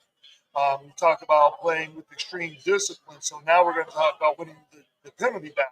Yeah. You can't afford to have self-inflicted negatives. Yes. You can't say, oh, look, a gun, my foot, bang, and shoot yourself. You just can't do it. It's not a fun thing to do. You got to be smart about it in life. So as you work on it, you have to try to cut down on penalties. You have to play hard. Now, the thing about it is, by doing those two things, by playing hard and having discipline, you have a great opportunity to win the other two battles that we talked about, and that's winning the takeaway battle. So obviously forcing takeaways on our side and our offense refusing to turn the football over. And lastly, winning the explosives battle. Yes. You have to make people, in the day and age that we live in, people are going to make plays. It's going to happen. If you think you're going to just be the 1985 Bears and nobody's going to score a point the whole year, it's just not going to happen. Now, or the 2000 Ravens, like the offensive game has evolved so much. And obviously, at y'all's place, like at Alabama, you guys have scored a lot of points over there. You had talented quarterbacks like McCaskill Glass a few years ago. You had a lot of guys that have been able to put up a lot of points, yards, and everything. So, like defensive coaches have really started to look at how you can make it work and what are considered wins now. You know, is it always going to be a 3 and out? Maybe not. But, you know, you have to win in situations. You have to win in third downs, fourth downs, red zone. You have to win if you have a sudden change situation. You know, it's hard to tell you guys you're not very good because there was a turnover at the 15-yard line. You forced them to a field goal. They scored points. Oh, you guys stink. You let them score. Well, that's actually pretty darn good. If they get the ball at the 50, you force a field goal, that's a win. It's a get clear, get nothing sort of situation. How you have to right. So redefining how you win. But if you force teams nowadays, if you don't allow them to get explosive plays, they're often less able to use their tempo to attack you. And by not being able to utilize their tempo, they're not able to do all. There's a lot of things the offense is trying to accomplish with tempo. I'm not going to get into them because I know nobody wants to hear all of that. But if you deny explosives, you make them have to work more methodically down the field. You force guys to make multiple plays in a row. It creates more and more opportunities for a mistake to happen and a defensive explosive to happen, which if you can force sacks, tackles for loss, pass breakups, takeaways, these are all disruptive plays to offenses that are also momentum killers. So if we do those things, we feel like we have a good chance to stall drives out and get either takeaways, like we talked about specifically, or get the ball back to our offense, whether it's a 3 and out or winning off possession downs on third and fourth downs. That's awesome, man. I appreciate all that. And now, lastly, I'll get you out of here with this one, Jordan. Before you put your headset on tomorrow, what do you tell yourself, and what are some of your rituals before you get ready to take the field as defensive coordinator? So one thing that I do is I usually find my way over to the 14-yard line and say a prayer. I wore the number 14 because my father wore the number 14. He passed away when I was very young. So for me, you know, it's kind of just a spiritual thing that I like to do. I like to feel connected if I can in that moment. And then my prayer might be a little bit different than some people's because I don't usually pray for victory because I know that God has one path for each and every one of us, and we're on it, and we can't change it. So I pray that our guys in both teams are healthy and that we play in a way that will bring glory to His name and people be able to see Him through what we're putting on the field. Hey, well, you know, you got me, man. I'm motivated. I'm ready to run, and I'm not even gonna suit up tomorrow. But you know, greatest of luck to you guys. I've enjoyed watching your team all year. You know, I love what you guys do. And even though you know you guys aren't swag, I do like your team. And I appreciate this time to sit down and talk to you. So good luck to you tomorrow, Jordan. And we definitely gonna talk some more. Yes, sir. And I want to thank you for everything you do for our young people. Put the spotlight on HBCU athletics. As an HBCU alum, I couldn't be more thankful for everything y'all do for us. Hey, man, it's our pleasure. So thank you, man. Jordan Odaffer, defensive coordinator, South Carolina State. And we will be back with our next guest.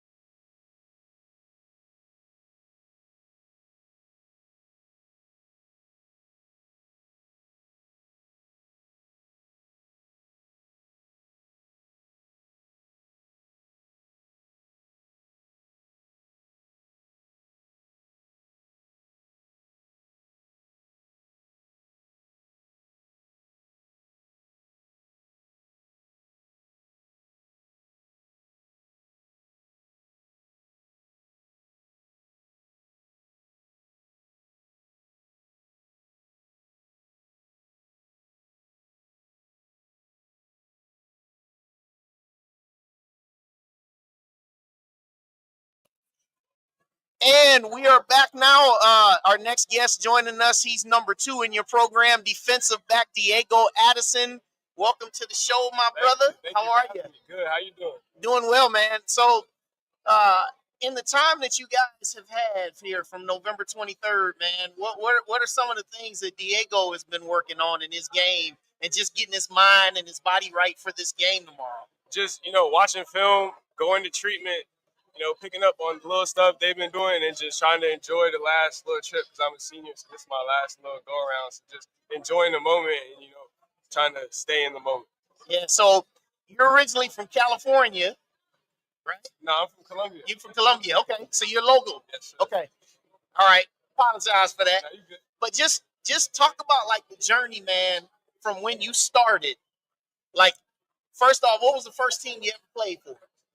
As a little kid? Yeah, as a little kid. That's been my question for everybody. Palmetto Tigers. Palmetto Tigers. Now that's South Carolina appropriate.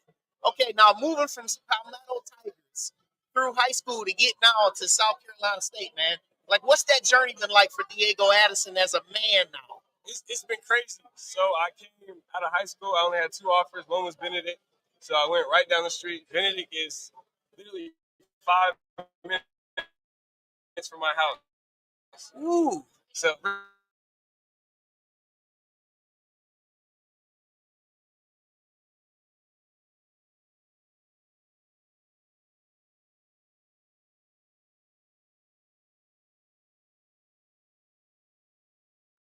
that's how we got here. Yeah, that's awesome, man. So you follow Coach Berry. Like, how was was it an easy sale, or was it just like, hey, this is my man, this is my guy, I'm rocking with him always? Yeah, I wouldn't want to be with no other coach. He's put a lasting imprint on me, preaching like there's life after football, but football will teach you stuff about like how to approach life. Yes. In a way. So I appreciate him for that. Like when I came in as a freshman, he's saying the stuff. Sometimes it don't click, but once you get older, you start getting closer to like your time being over with football. It kind of clicks in your head. Like he's really pouring into us and want us to be something greater outside of football. So with tomorrow being the last game of your college career, what are some of the things that Diego Addison's going to do to make sure he leaves it the right way, regardless of the outcome? Just make sure I do my job, get everybody lined up, make sure we don't have any busts, and then just go out there and leave it all out there. Yeah. So about this Jackson State group, man, preferably, the receivers. What have you seen from them, and how have you guys prepared for them? As a receiver group, they're a real explosive group. They live off explosive plays. So we just got to keep them in front of us, communicate well, and tackle, and I feel like we'll be good. Yeah, yeah. Now, what are some of the things, this is the other question we have for the players. What are some of the things in your rituals, man, that you do before the game? I got to listen to some music right before I go out. And then right when we get to the stadium, I always like to walk the field, see everything, stretch on the field, and then go back in the locker room. That's all I really got. So for music, man, what's on Diego's playlist, man? A little Florida music. I got some little shimmy on there, and then some Boss Man D-Lo just dropped. So I'm gonna be cranking that tomorrow. Okay, all right. So, Boss Man D-Lo, if you hear him, he gonna rep you tomorrow. So you got how many? I know you got family members coming to this game, man. How many family members you got coming? They hit you up. They say, we got to get some tickets. As soon as we see the celebration ball, everybody wants some tickets. But my whole mom's side, my whole dad's side, my uncles, some of my friends from high school. So I think it's around maybe 10, 15. That's a nice group, man. That's a healthy group, 10, 15 people, man. And that means a lot, man. Now, number 2. Has that always been your number? Nah, me personally, since my whole career, I kind of like to switch the numbers up. If I can, I want to switch it up because, I feel like every year is a new you. Mm-hmm. So I always wanted to have change it up. Like I had 7 at Benedict last year. I could have got that this year, but I wanted to change it up, go with something new too. It's a new year, new journey, new me. So yeah. Now talk about your fellow secondary mates like Trei. What are those guys, man? What do those guys mean to you, man? I'm proud of them guys because if you go back to the FAMU game, there's a couple DBs that was in that game that's not with us, hurt, injured, or whatever. So I'm proud of them. Trei, Harry, Logan. Yep. Dub, Mike, all of them stepping up. And we just stepped up, came together. Whoever was out there playing, like, it was just like the standard would never change, no matter who went in. So I'm proud of them guys for coming in. You know, it might have been their first start or whatever, but playing hard and executing. Yeah. Now we just had your defensive coordinator Jordan Odaffer here. What has he meant to you in your career? He's meant everything. That's the DC I've had the whole time. I feel like he shows you like how dedicated he is. He helps us with the plan. He helps us he makes it so easy for us to just go out there and play fast, play physical, and have a plan for what we're gonna do. Yeah, I feel like he gets us prepared every week. Like I feel like I wouldn't want any other one person scouting the other team and telling us what's gonna come. Like I feel like he's the best at that. Yeah. Now my other question, man, I'll get you out of here on this, man. When you walked out on that field, man, and you saw that stadium and you saw that stadium roof, first off, is this the biggest stadium you've ever played in or getting ready to play in? So my freshman year, we played in the Circle City Classic. So you played Lucas Oil Stadium. Lucas Oil, okay. It's a little different. It was like open, so yeah, it's a little darker. It felt a little different. Better than Lucas Oil, I can't lie. Yeah, man. I'm looking forward to getting in there tomorrow too. I've never been in there. I will be in there tomorrow. I gotta say, man, you guys have been a very impressive team this year, man. I think the turning point for your season, definitely to me, I thought that Tennessee Tech game. Now, what were the emotions at Tennessee? I gotta ask this, man. What were the emotions at Tennessee Tech game? Because remember, they tried to kick the field goal. It was good. There was a penalty, and then they come back and it's no good. What were the emotions, man? It was crazy. That was a real up and down. Yeah. Because we got a pick, and then we fumbled it, gave it right back to him. Yep. And then we forced him to a field goal out of a timeout, but then we had 12 people on the field. Yeah. And he missed it. I think he missed it. Yeah, he missed it. So then we had to kick it again. Yep. No way, we just did that. Yep. And then I'm standing right there, I look, and the ball like it's going down the middle, and it just curves to the left. Nobody but God. So it's just like, hey, the game is a matter of inches. Yep. Yeah, man. To me, I thought that was like your turning point. Yeah, that was a big win for our program. Yeah, it was. And then obviously the one where you had on Halloween night, you know, that great game, man, where it was, you guys were fully on display both sides. I really enjoyed that. I've enjoyed watching you guys as a group. I'm going to look forward to watching you guys tomorrow. I wish you nothing but the best, man. And enjoy the last ride for yourself, man. All right. Diego Addison, South Carolina State defensive back. And we'll be back with the next guest from South Carolina State.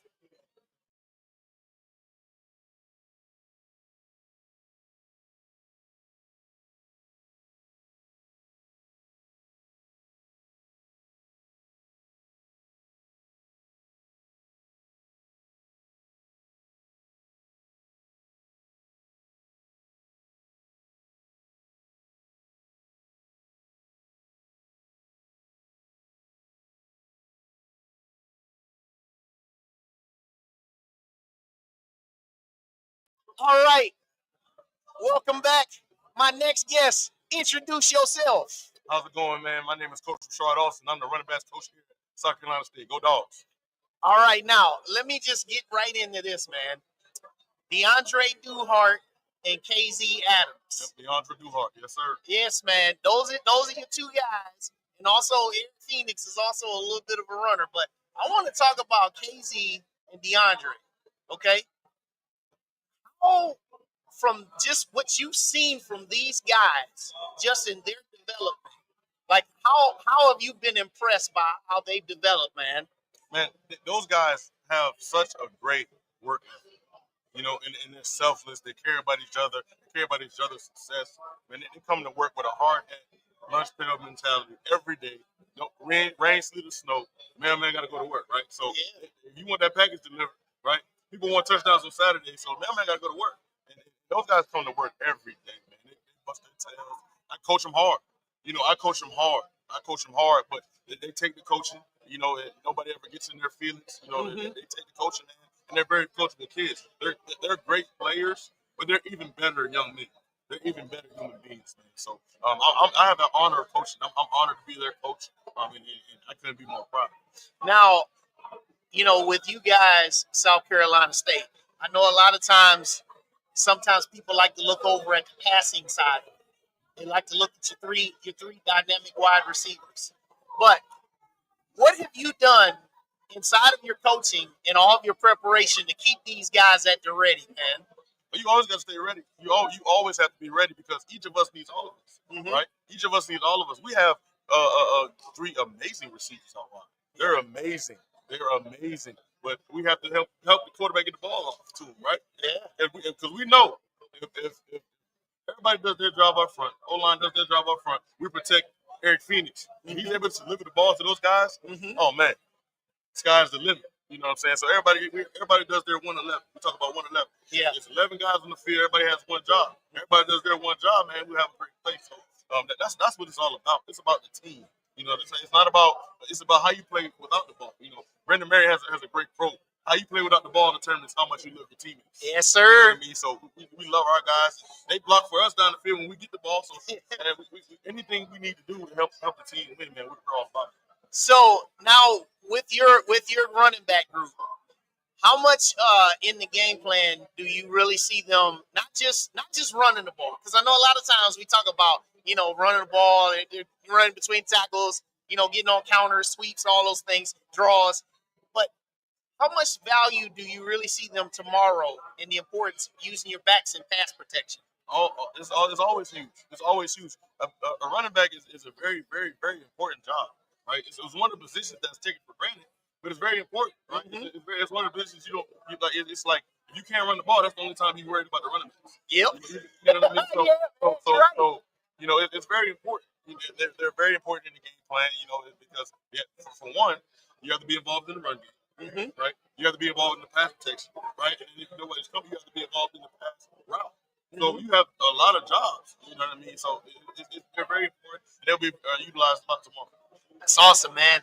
And also, man, with your group, how much time do you spend in splits between running and also coming out in the flat as a receiver?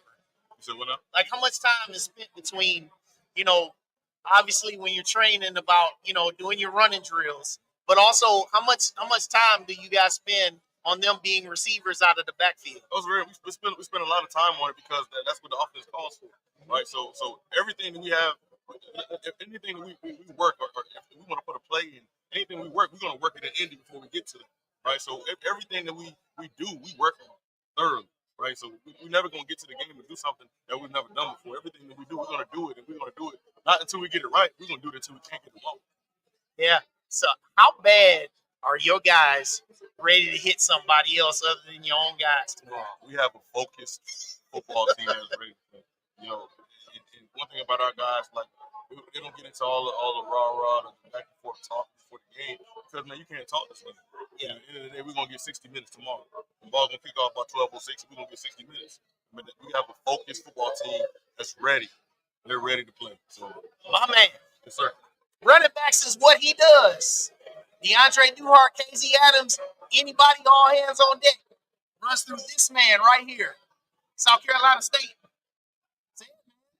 Go Dogs. Thanks for joining me, man. All right. Now, up next, we will be joined by head coach Chennis Berry. And Coach Chennis Berry, he's going to make his way on over here. And this is the talk that we've been waiting to have all day. And this is where we're going to round out our coverage today with head coach Chennis Berry. Coming on over. I already got the graphic ready for you. Come on. You know what I'm saying, coach? Yeah. I stay ready. I stay ready. I had to get you with the shades, man. Oh yeah, that's swag right there. Yeah, that's swag. That's real swag. Man, all right. Do me a favor, coach. Get close to the mic so the people can hear you. So America can hear you. First off, Coach Chennis Berry in the house, man. Welcome to From the Hill Podcast and the Round Wild Wayne, man. Now, my first question for you. November 23rd, man, when you guys walk off that field against Norfolk State, What have been some of the key things that you've done to keep your boys nice and fresh with that edge leading up till the now? The now. Not now, the now. Well, man, we're so process oriented, man. First of all, to God be the glory that we're even here. Yeah. We're grateful for the moment, man, to have an opportunity, because the reality is nobody thought we were going to be here. But when you have young men and coaches that are bought into our process and fall in love with the journey, man, everybody wants the prize, but nobody wants the process. Yeah. We're all about the process, man, and those mundane things that nobody wants to do. And just getting young men to believe, man. Half the battle is believing, man. You got to get buy-in. Yeah. When you come in and take over a legendary program from a legendary head coach, a living legend, Oliver Buddy Pough, man, you have to come in and set your own standard on what you believe in and what you're all about. So for me, man, I'm all about the process, man. Surrendering the outcome, fall in love with the process, becoming great. But, our guys have been locked in since that day, man. We've been focusing on polishing us, working on us, man. The fundamentals, the hat placement, all of those small things, going back to our install ones and twos. And then last but not least, getting healthy. It's a long season thus far, man, and we've been banged up. So, we're a healthy football team now. I can't wait to see our young men show the world what Bulldog football is all about. Yeah, man. So let's talk a little bit about some of the the individual parts of this game, man. So I had your counterpart on earlier, TC Taylor, and we kind of talked a little bit about your offensive line against their defensive line, man. So you as an offensive line, you guessed in your pedigree, man. So talk about your offensive line, in the matchup against their defensive line with Joshua Nobles and True Thompson.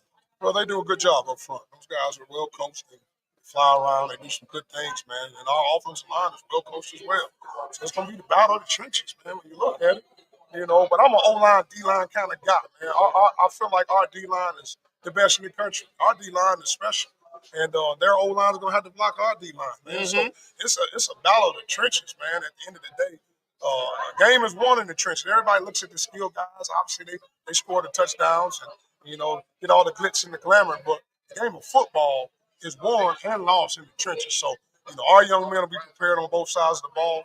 And then we're going to let the chips fall where they may at 12 noon tomorrow. Yeah. Now, talk about your leader, man, at quarterback, Eric Phoenix, man. How much has he meant to you, man, in your career to date? Well, Eric Phoenix and I have a special relationship. I love Eric Phoenix. He and I have been together since I took the job at Benedict College, man. So there's no secret, man. It's divine intervention that we're back together again. He had a good career. He won the championship over there with us at Benedict, and he decided to bet on himself like a lot of these kids do. Decided to go in the portal. And, he chose to go to Murray State University, and things didn't work out. He had some adversity. Things didn't work out like he had planned. And divine intervention said that I got the head coach job at South Carolina State, and he had another year eligibility. So we were meant to be together. It's not just happenstance that we so happen to be together again. And what a great year he's had. He's been a pleasure to coach, man. He's very smart. He's cerebral. He's a dual threat guy. He knows the offense, the same offense that we ran at Benedict College, man. So, him have some familiarity of what we were doing. I'm just grateful that he's here. He chose to come to us, and he has to finish the drill. We have one more. The objective is for us to go 1-0 again. You need for him to play with. Yeah. So now, before Coach Chennis puts the headset on tomorrow at 12, like they say, at 12:06 when that ball kicks off, what are some of the pregame rituals that Chennis as a head coach has? Man, I'm gonna pray first, man. I'm gonna get on them knees, man. Old school. I'm gonna get on them knees and pray. You know what I'm saying? Just ask God for wisdom, guidance, knowledge, and understanding to do His will, not my will. And and that's once we do that, man, let the chips fall where they may. Because once you got God with you, with God before you, nobody can be against you, man. So all in all, man, we're gonna get ready to rock and roll, get my team ready to go like I always do, man. We got certain ways we do things, how we process and how we get ready for a game. And we'll do that. We won't change it. We will do what got us here. So we're excited about it all, man. We're just excited to be here to play against a good Jackson State University football team. But again, like I always say, man, we get 60 minutes, man. So what happens in them 60 minutes, we got full control of that. Well, Coach Chennis, man, been a fan of your work, man. Thank you, I brother. watched you guys play. Thank I you, said I watched you guys play about 8 times this year. Okay. Love the receivers. Oh yeah, they're special. Love the group. Love everything you've done, man. Love the path. Thank you so much. Best of luck to you tomorrow. Thank you, man. And if the Lord may say so, we'll have a selfie tomorrow under the backdrop of some confetti. Let's do it, man. All right, man. Thanks for joining us. Go Dogs. And that's Coach Chennis Berry, y'all. And I'm gonna welcome in here Jennifer Murray. Come have a seat real quick here. Jennifer Murray has been part of this experience with me today, and I would be remiss if Jennifer Murray didn't say a few things before we end this show today. Well, if y'all know me, I am behind the scenes. I'm a behind the scenes person, but this has been fun. Met a lot of good people. Got a lot of good info. I'm excited. And this is just my plea. If you've never been to the Celebration Bowl, get here. Mm-hmm. This is a beautiful exercise place. The SWAC and MEAC, it's just Black excellence. So if you can, get here. The energy is nice. Both fan bases are deep. I expect a full house, and as always, go A&M Bulldogs. Look at here. I knew I was gonna see this at least once today. The JSU WAP out it. Okay, it wouldn't be them if they didn't say it, but yeah. Yeah. So we'll end this broadcast by saying all the picks have been made. I've made my pick. We've already broken this game down. We've talked to the coaches. We talked to the players. We talked to some of the executives. We talked to some of the people that have made this thing work. It has been our esteemed privilege on not just From the Hill podcast, but also me personally on the Ride with Wild Wayne Cartwright to bring you this extravagant event for the very first time, live and definitely on site. And tomorrow we're going to be on site in the stadium. We're going to be having more exclusive content. We'll do some pregame stuff. We'll do some postgame stuff. And we're just going to enjoy this whole thing. Lock in. We got some exciting content coming tomorrow. Make sure you lock in. Support the game. Tune in. Then tune in to us after. Yeah, and also before you leave, make sure you hit that like button on all the streams. And subscribe on everything. And we'll see you tomorrow from Mercedes-Benz Stadium. For Wild Wayne Cartwright, Jennifer J. Murray, we in the house, and we headed on to the next part of our evening. God bless y'all. See ya.